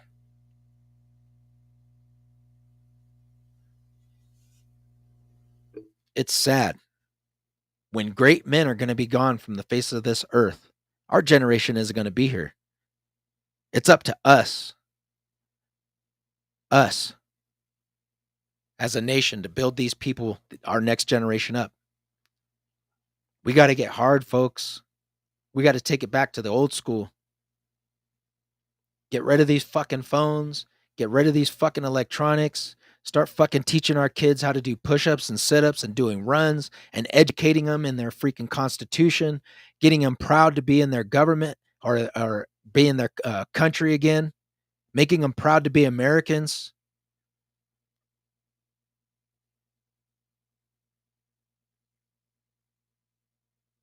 The veterans are falling by the wayside. And it's nobody's fault but the government's because they let them down. And we, as a community of veterans, we gotta hold strong. We gotta keep this community tight. We gotta check on our brothers. We gotta make sure that they're okay. We gotta freaking call them up, get a hold of somebody. Exactly. My brother Matt said that the kids are brainwashed to hate themselves. You see kids with depression. Fucking my son. I don't understand it. What the fuck do you have to be depressed about? You haven't even lived life yet. It's because of the stereotypical bullshit that these kids these days, you see these girls and these kids getting in fights and fucking picking and beating the shit out of other kids, and they're just standing around videoing it. Because that's the norm. That's the cool shit. Kids can't even go to fucking school and fucking just enjoy their day and understand that they're equal. We're all fucking equal because of the fucking algorithms. They're teaching each other to hate each other because of this, because of that, to pick on other kids because it's cool. It's okay for you to fucking degrade somebody and make them feel like shit because you'll be cool. You'll be a star if you put it on tape. You get it on your phone, put it on social media. You'll get a bunch of likes. That's where we've come to. It's sad. The spiritual awakening aspect of everything is one thing. Knowing who you are, why your purpose is here on this earth, and where you're going. Like I said, I'm all for that because I am not the same person I was when I got out of the military. 3 years after that, when I was a fucking horrible person because I was dealing with the shit that I was dealing with.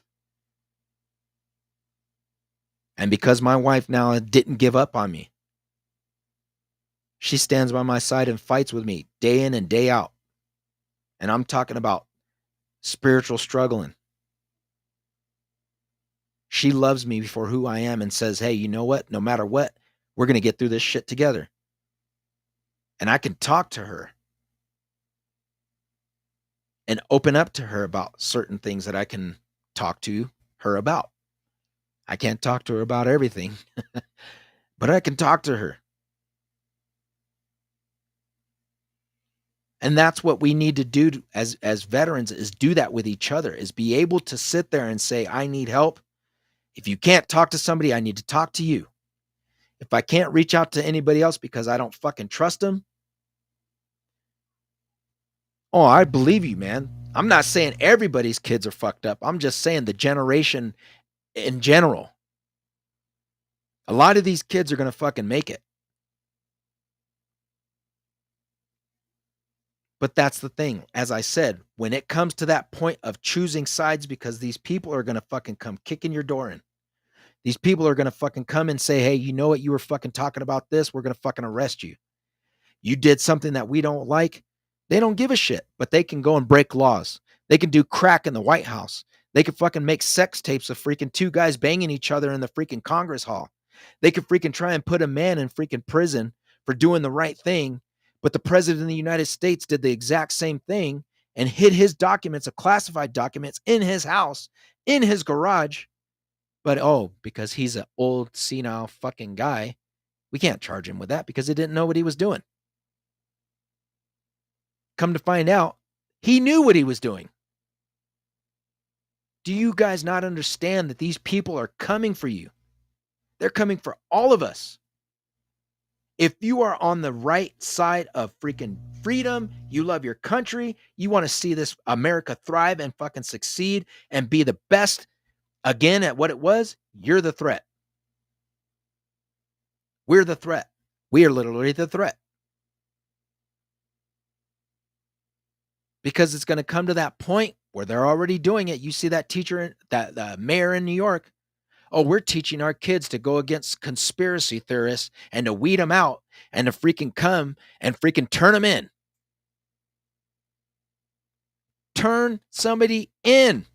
What are we living in? Nazi Germany?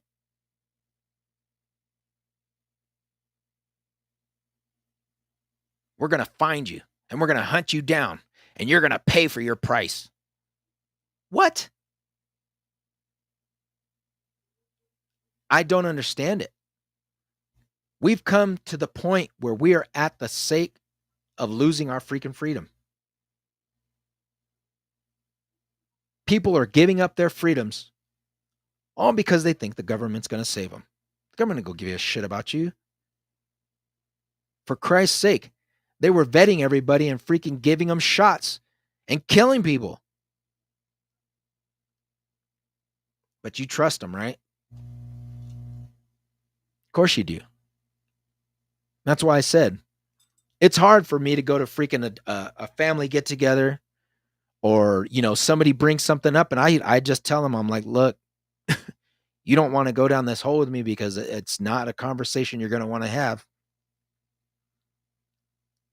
It's really sad when you have family members on that left side who will probably turn you in. Who will probably fucking say, yeah, I know somebody. That guy. Your own fucking family, man.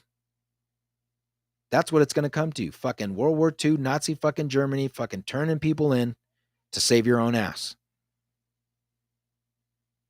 And you see these commercials of these people in their houses and they're coughing and their fucking Alexa goes, we are sending emergency crews to your house now. Please do not leave your area. What the fuck? That's what it's going to come to, folks. Some shit like fucking Minority Report.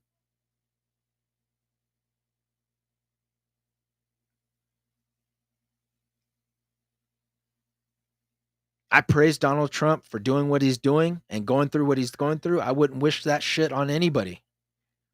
He might be fucking out there and fucking say some outlandish things, but that fucking man loves this country. That man loves this country. He's doing everything he can to freaking make shit happen for us.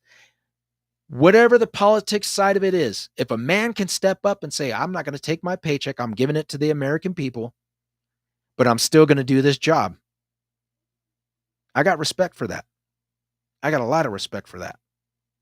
Versus the other fucking numbskull who can't put two fucking sentences together, probably can't wipe his own ass, and is fucking allowing other countries to run all over us.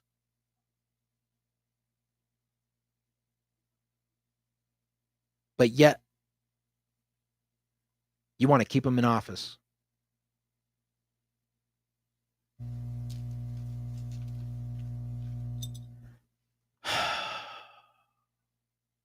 You know, I've been dealing with a lot of shit lately that's minuscule to certain other things, but I've had to deal with things on my level with myself, with a lot of things that are going on.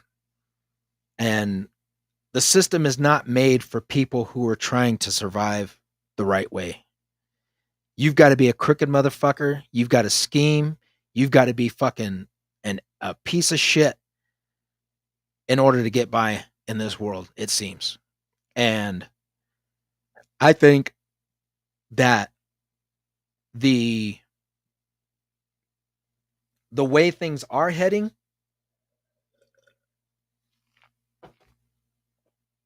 it's going to be really hard for a lot of people to survive here pretty soon. Um, and I just ask that my brothers, all my friends, anybody who's watching this podcast, take heed to that. If you know somebody who's a veteran, if you know somebody who's struggling, it doesn't even matter. You see a fucking homeless person on the street that's an American, those person, those people, they might be fucking shitbags, but they're people and they're going through something. You don't know what those people are going through. You don't know what they've been dealing with. You don't know what their story is. And I've had to understand that and realize that I can't judge them until they do something horrible or make that intention known that they're not fucking, they don't care or they're shitbags. If I see somebody that needs fucking food, clothes, fucking blanket, a shelter, fucking something, a tent, I'll help them the best way I can. They need change. They need something to eat. They need food. I'll get it. Because we're all human beings, folks. We're all on this planet together. We're all here to survive. We are not going to get through this world separated. And that's the one thing that they don't want. They do not want us to get together. They do not want us to freaking join forces and understand what our purpose is and what the reality of us coming together is. When we get together as a human race and when we freaking demand the truth, we demand our rights, we demand that you freaking do what is supposed to be done. Make them freaking hear you. Make them understand. They work for us. This is our planet. We all live here together. It's not about what the fucking 1%ers want. It's not about what the fucking elites want. It's not about fucking, well, these guys are up here chit-chatting about what's going to happen. They're going to make the choices for us. Hell no. Do you not see how far we've come? We're a baby country. 250, 260 years old. That's it. And we defeated the fucking largest nation, monarchy, with the help of fucking France, getting loans from the Dutch.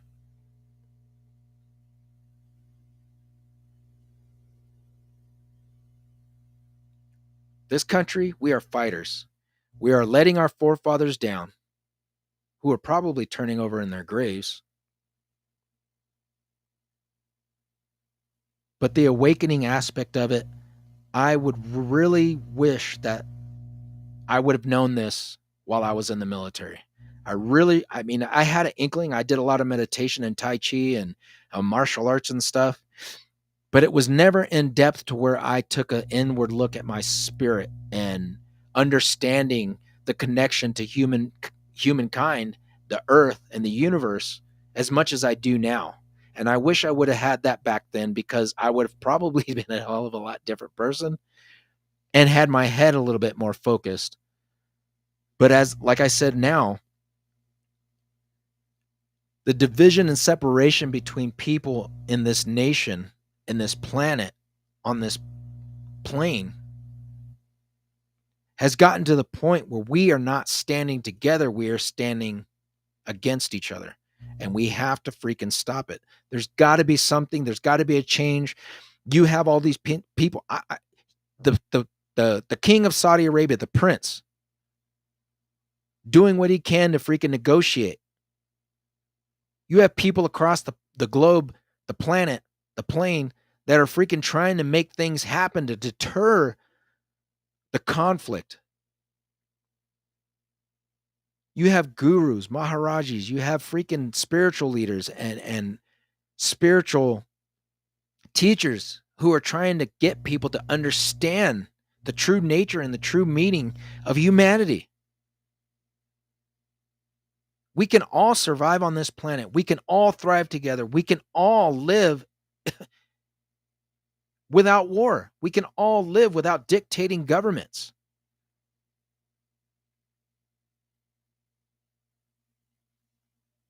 But the time for that is not coming and is not near. We're going to have to suffer a lot more until we can realize and get our heads out of our ass that man in Africa, that man in Europe, that man in Russia, that man in Asia, South America, Greenland, Iceland, Ireland, Europe, they're our brothers. We are all connected as human beings. And until we can come together, until we can pull together as a world and get rid of these hierarchies and get rid of these dictators who are in office that are telling us what to do, how to live our lives, that we are allowing them to vet us and freaking make decisions for us, controlling what we eat, controlling what we build, controlling how we live, paying for things that are supposed to be free, for God's sake. All because of some fucking paper money. Paper.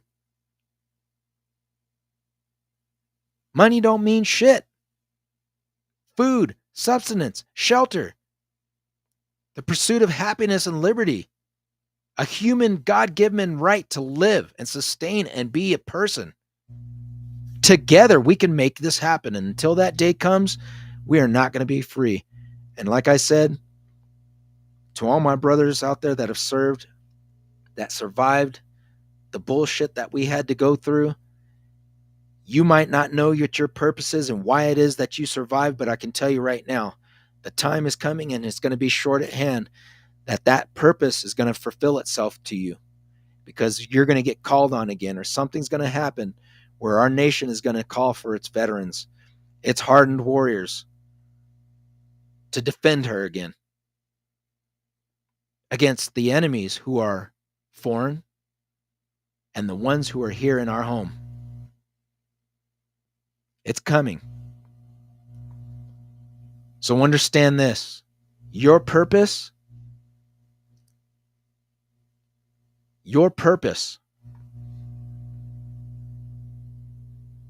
is to be that warrior, is to be that fighter, is to be that defender that your family, that your friends, that your country needs you to be. Don't give up. Don't give up. Because once the shit hits the fan, brother, I'm going to need you. We're all going to need each other.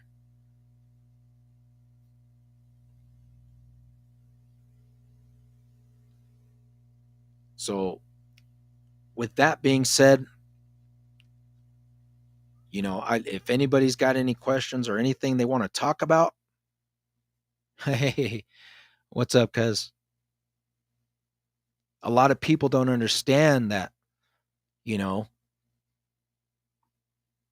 it's good, to sit here and be like, oh, well, hey, Veterans Day and Memorial Day, and every fucking day is Veterans and Memorials Day. I've recognized my brothers every day. I get up in the morning and like Sadhguru says, when you get up in the morning, you thank God I'm awake.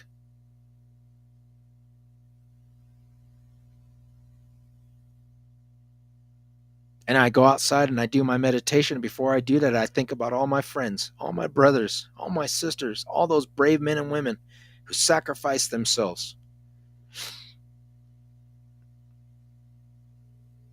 It's not easy, folks. It's not easy to watch your friends die. It's not easy to watch horrific acts of horror and terrorism while your friends screaming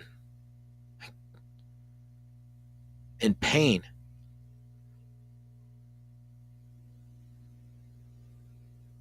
Fighting for your life while some asshole's trying to fucking shoot your head off. Coming pretty goddamn close. Sneaky sons of bitches freaking plotting and fucking planting fucking goddamn bombs in the road and trees and buildings on the sides of houses and fucking animals and cars. Putting them on kids, for Christ's sake. Trying to kill you. Suicide bombers trying to fucking kill you.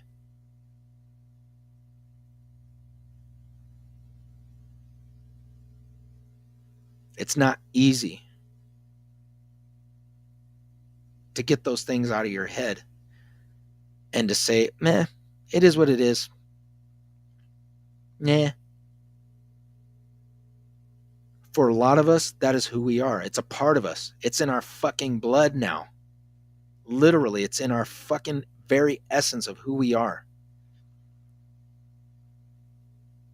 And I love it because when I look at my fellow brothers and I see them on Facebook and then they're happy and they're going on about their life, and it's like you're happy for them because they're enjoying the life that they have. But at the same time, you know, this motherfucker is going to be the one that I want right by me because there's some hard sons of bitches.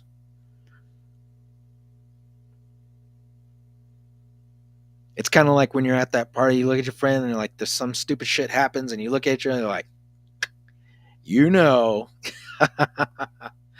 you know, bro. And it's like, ah. But just keep your heads up, brother. Keep your head up. You're worth way more than what you know. And you're needed. Never mess with the quiet guy, right?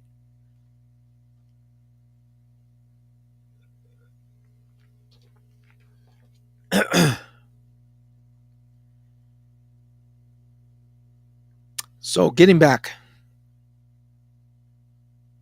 on this topic of this extraterrestrial shit, my wife was showing me this exoplanet that's like 40,000 light years away or whatever. That's NASA was saying that they found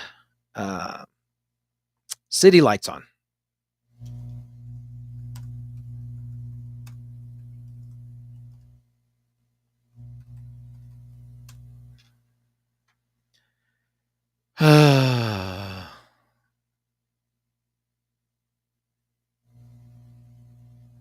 James Webb Telescope found city lights. If you read actual articles, you'll learn that the infrared lights they discovered, they say it's an aurora, but the pictures fucking tell a different story.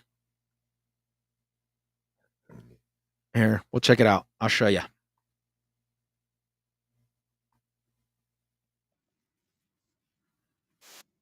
this out together real quick.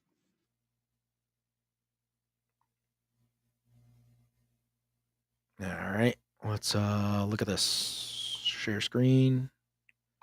Got it. James Webb. Play.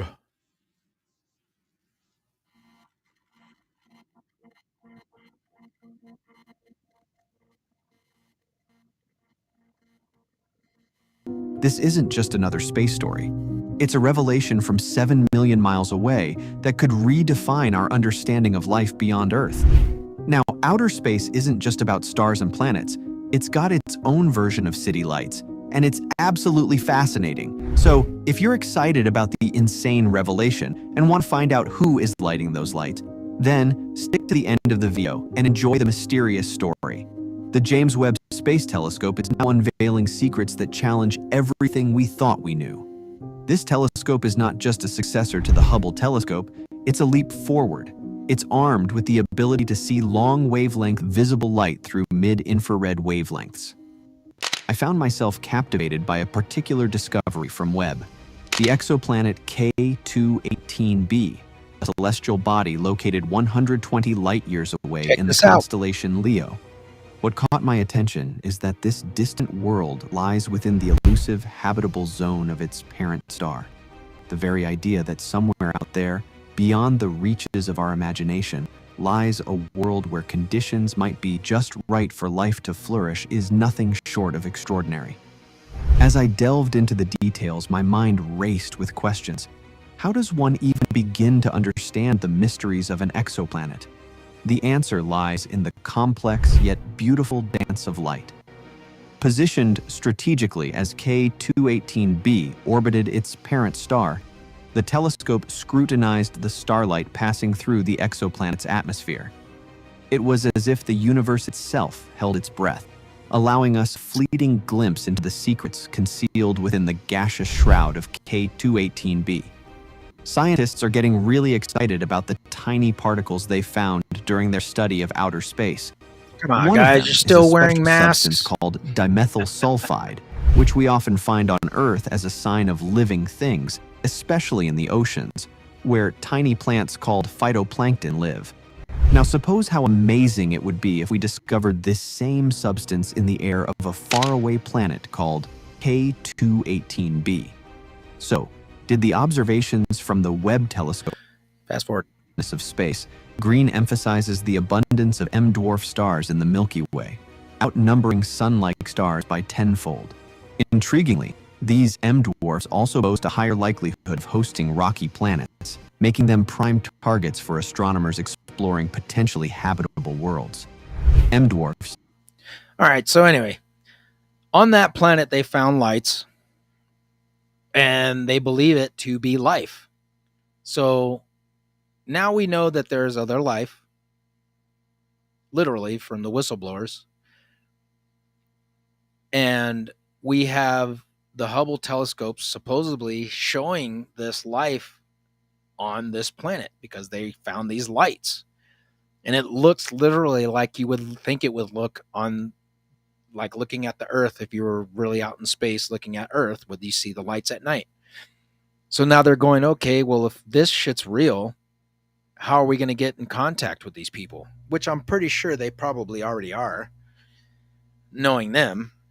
I mean, if you found a planet that probably had life on it, I'm pretty sure you would do everything you can to try and reach out and get a hold of them, because they probably already know that we're here if there is actual life there. So that's one of the amazing things that my wife was discussing with me, because like dorks and weirdos, we do that kind of stuff.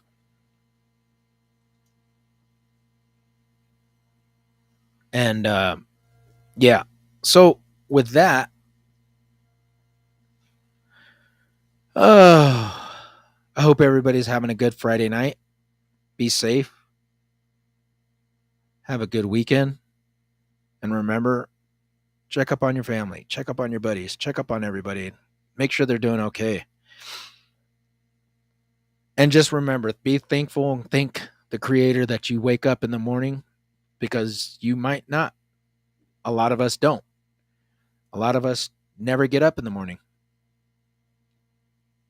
But those of us who do, we should be grateful and thankful that we get to see another day, that we get to do the things that we get to do, spend the time with the people that we love, that are around us, enjoying the moments that we have, because it's not promised to anybody.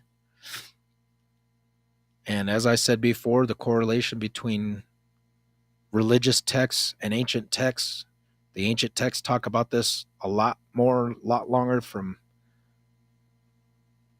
generations long past before them, that were just adapted into religions,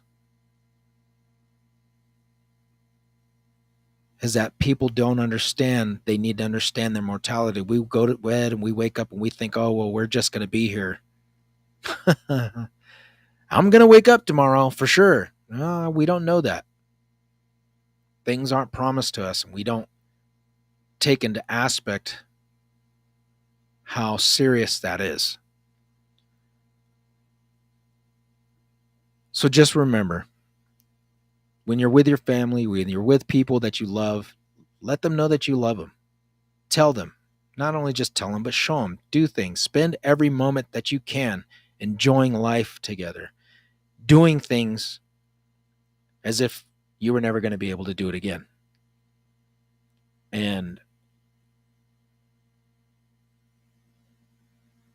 remember that you, as an individual, are more,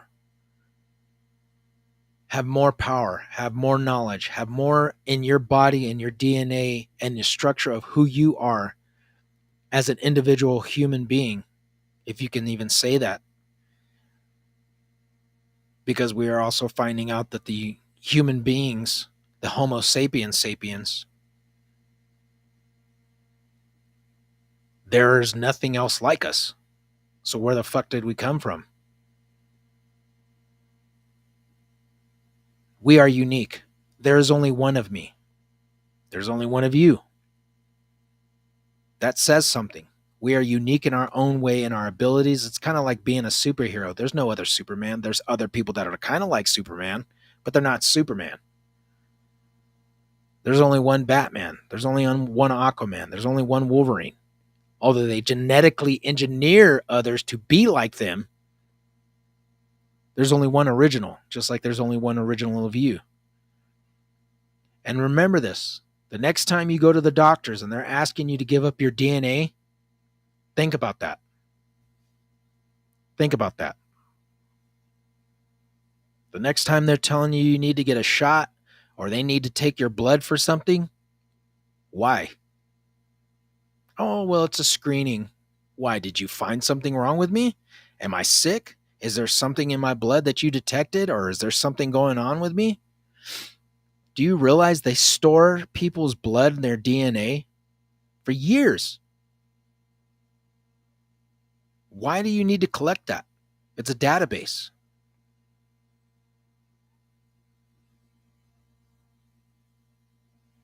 And jumping back on what I was saying before about how movies or TV shows try to tell you the truth in plain sight, but you don't see it with your regular eyes. You just like, oh man, that's a crazy, trippy fucking show. And you don't think about it because you're just going along with your life. But there are TV shows that have predicted a lot of this stuff or are telling people why they do what they do. And I had said something earlier about alien abductions, about how things are staged. When Dr. Greer was saying that, because he has whistleblowers that came out and they were talking about, yes, I worked in the government. Yes, they are using reproductive or back engineered reproduction vehicles, whatever the fuck you call them. I don't know. That sounds weird. But these reverse engineered vehicles to stage extraterrestrial and freaking abduction cases. So now you see that they're staging this stuff and they're doing experiments on people and they're having them take their DNA or they're having them implanted with these freaking embryos that are impregnating these women, or they're having these men impregnate these freaking taking their DNA so that way they can use it to splice it and mix it with this foreign DNA to create hybrids. We know this is true now. Everything that they've been saying or everything that they've been trying to show us and people have been saying since the 60s has been conspiracy. Oh, it's a conspiracy theorist. All this stuff is just a hoax. We can't listen to this to debunk them.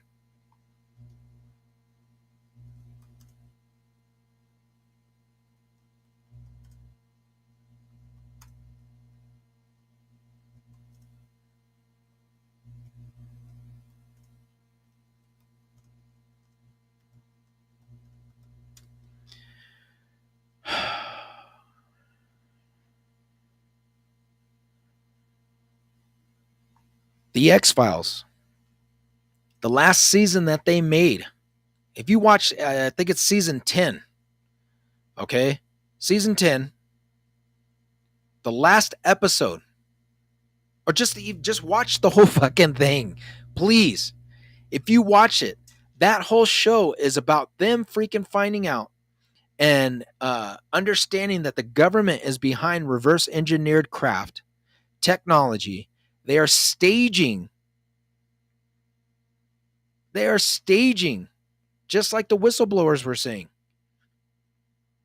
these abductions all across the world to make it look like these aliens are a threat, to make people scared that when they see an alien or they see a UFO, oh my God, the first thing they think is they're going to fucking kill us. They're going to start abducting us and probing us and raping us and doing experiments and keeping us freaking and God knows what we see from the movies. Just like in that movie Fire in the Sky. When Travis Walton was talking to them, he was saying that a lot of things that were in that movie were not real. Like you see him being jacked up on the table and them, he was like, that never happened. He was like, they did things. He goes like, but it wasn't that dramatic. He was like, they had to add that effect into the movie because it's a part of their script. It's a part of how they work. They got to fucking freak people out because it's a government narrative. Government plants are in the fucking Hollywood, people. Government plants are in the media, CIA. Government plants are in your fucking school districts, school boards. Look at fucking Gasoline Maxwell. Her father was a part of the fucking goddamn school people that fucking got the narrative for what they were teaching the kids in school. Her dad was a fucking operative, for Christ's sake. Look at her sister. She's one of the fucking people that's in the head of the fucking World Health Organization or the GMO, Global World Organization, whatever the hell it is. That's her sister. I posted that shit on my page. These people are in every aspect of our lives to fucking distort us and to separate us, to divide us, to make us fearful, to hide the truth from us, to keep us in slavery. While they get rich, they fucking suck off the tit of the fucking knowledge that they've fucking hidden from everybody. We can't see it because if we knew, that would make us more like them. We have the knowledge and the insight that they do. Why the fuck would they do that and share it with us? They keep it all to themselves. But gradually, people are starting to see. People are starting to seek the unknowns. People are starting to seek the truth. People are starting to get out there and realize that there is more. I can't just sit here and take this person's word for it. I got to go research it.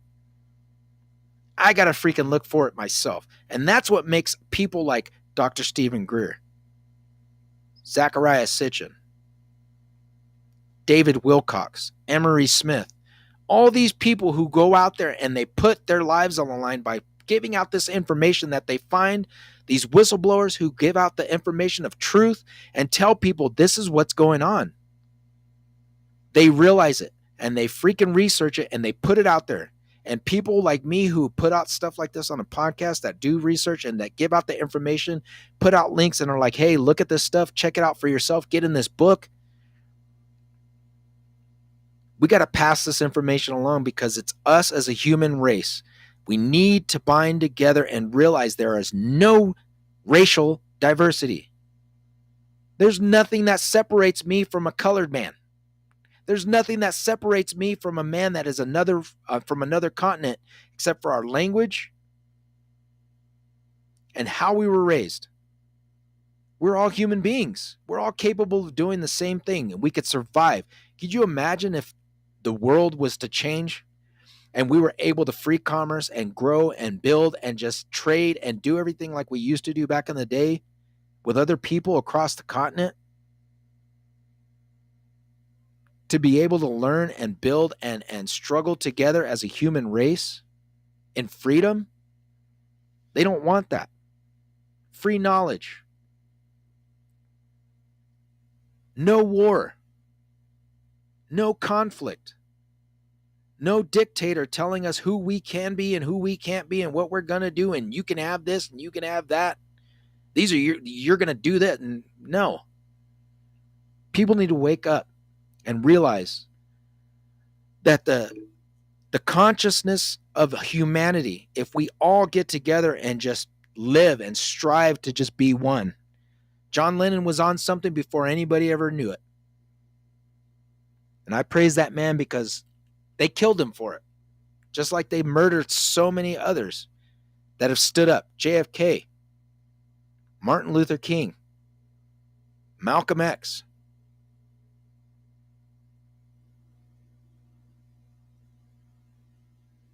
People that were trying to freaking tell everybody, Jesus Christ, you know what I mean?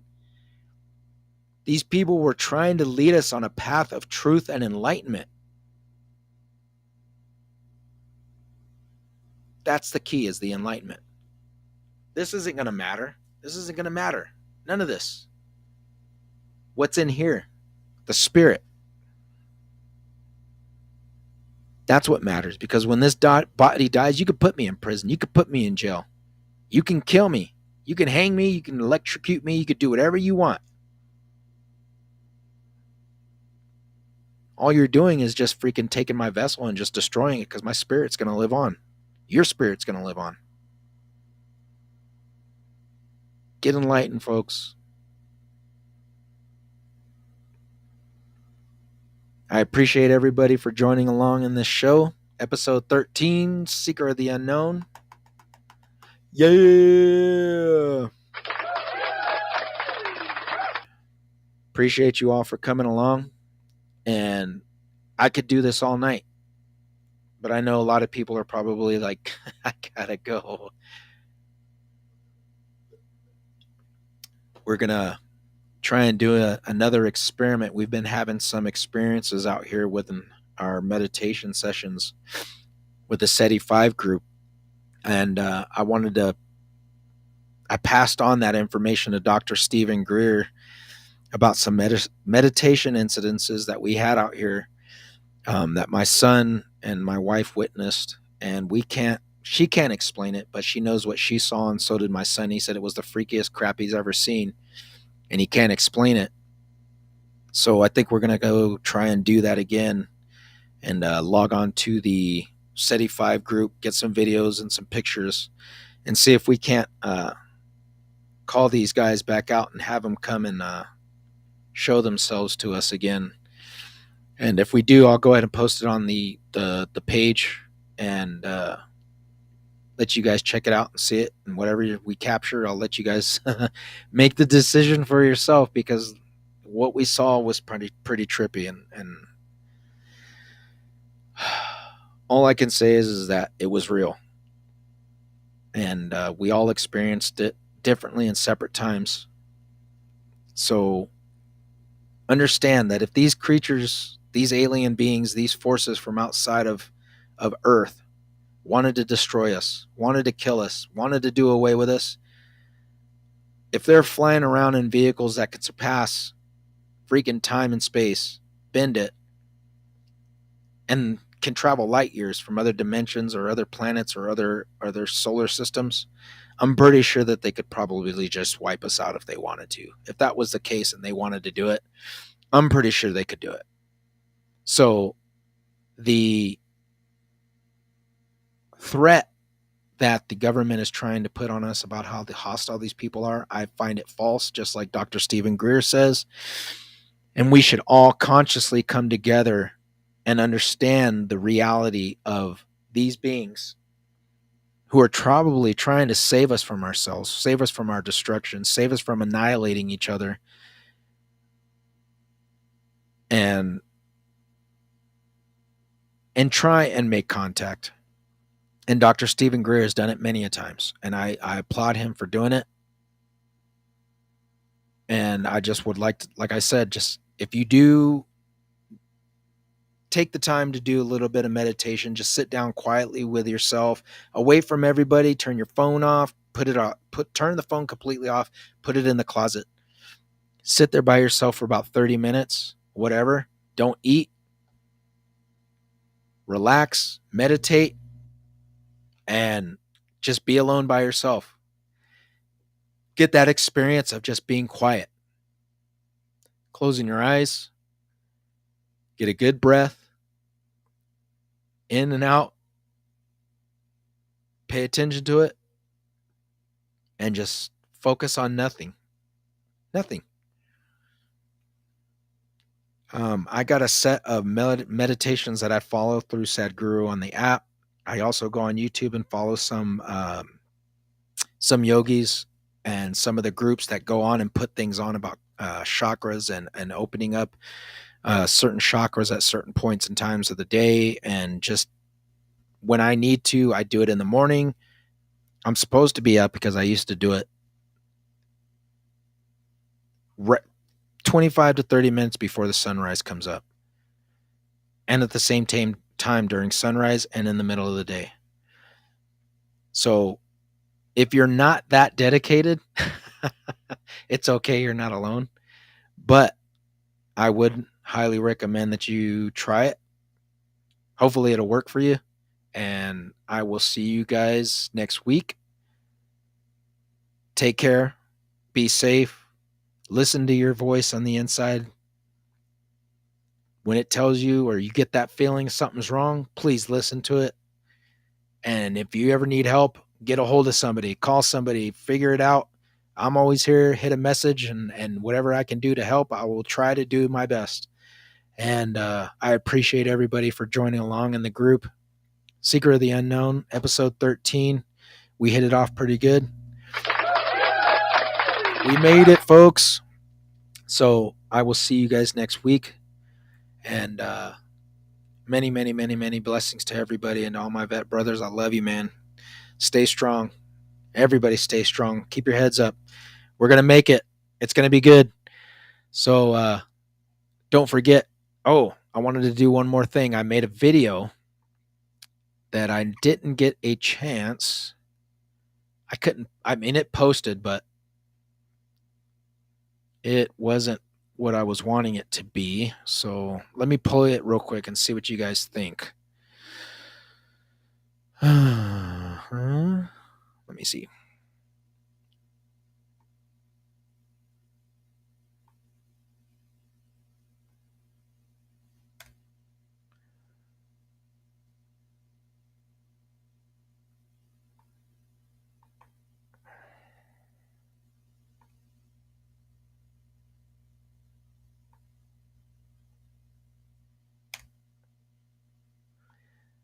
I don't know if it's going to play, but let me check it out.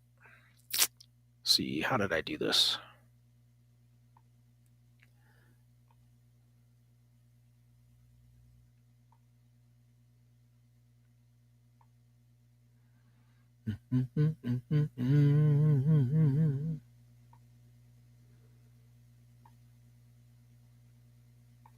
Hold on.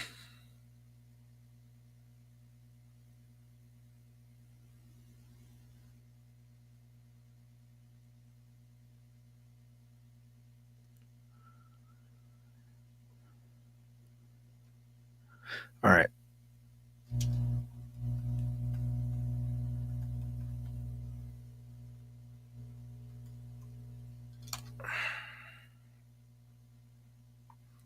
I'm going to try and play this real quick and let you guys check it out and see it. Like I said, I put it on the webpage and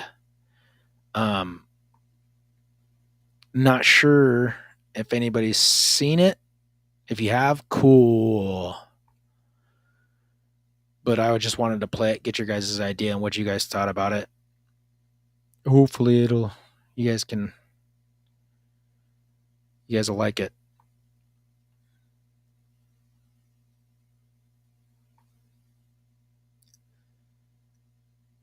It's a video I made for the podcast on Video Bolt, and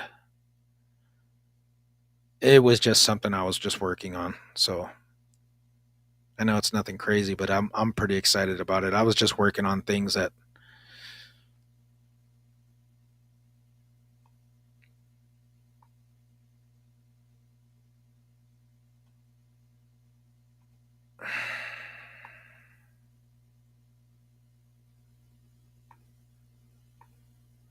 yeah, it's being stupid. It's not letting me show it for some reason. I don't know. It's weird.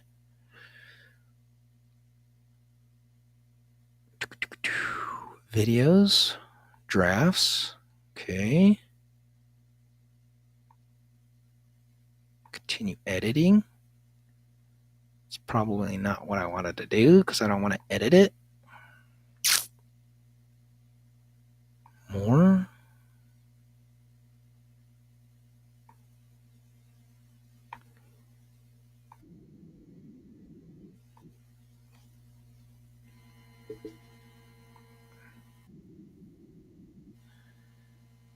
Okay, let me see.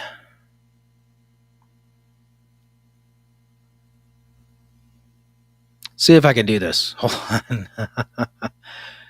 I'm coming. Hold on. Okay, here we go. Share screen.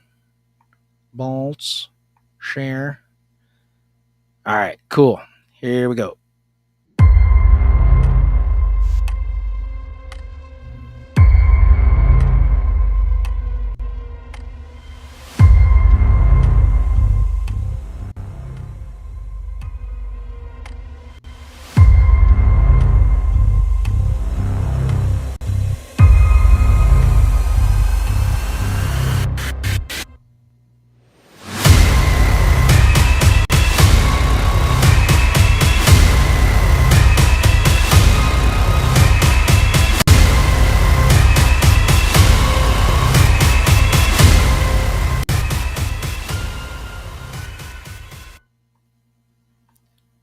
So what did you guys think? Was it cool? I still got a little bit of editing to do on it, but that was the first try go around um, edit. Um, my wife was like, "Well, is it all about aliens?" And I was like, "No, but I didn't have enough room to make it longer. It was only a template." So anyway, I just thought I'd share that with you guys and let you guys check it out. Give me your thoughts on what you guys think about it. Hopefully you like it. I'm stoked. And yeah, I will see you guys next week or during the week. And many blessings to everybody. And thank you guys all for being here and tagging along. It's very, very, very, very much appreciated. And stay strong, stay healthy, stay wise, stay woke. Not in that sense, but woke in the sense that you realize what the bullshit is. So I will see you guys then. Thank you guys.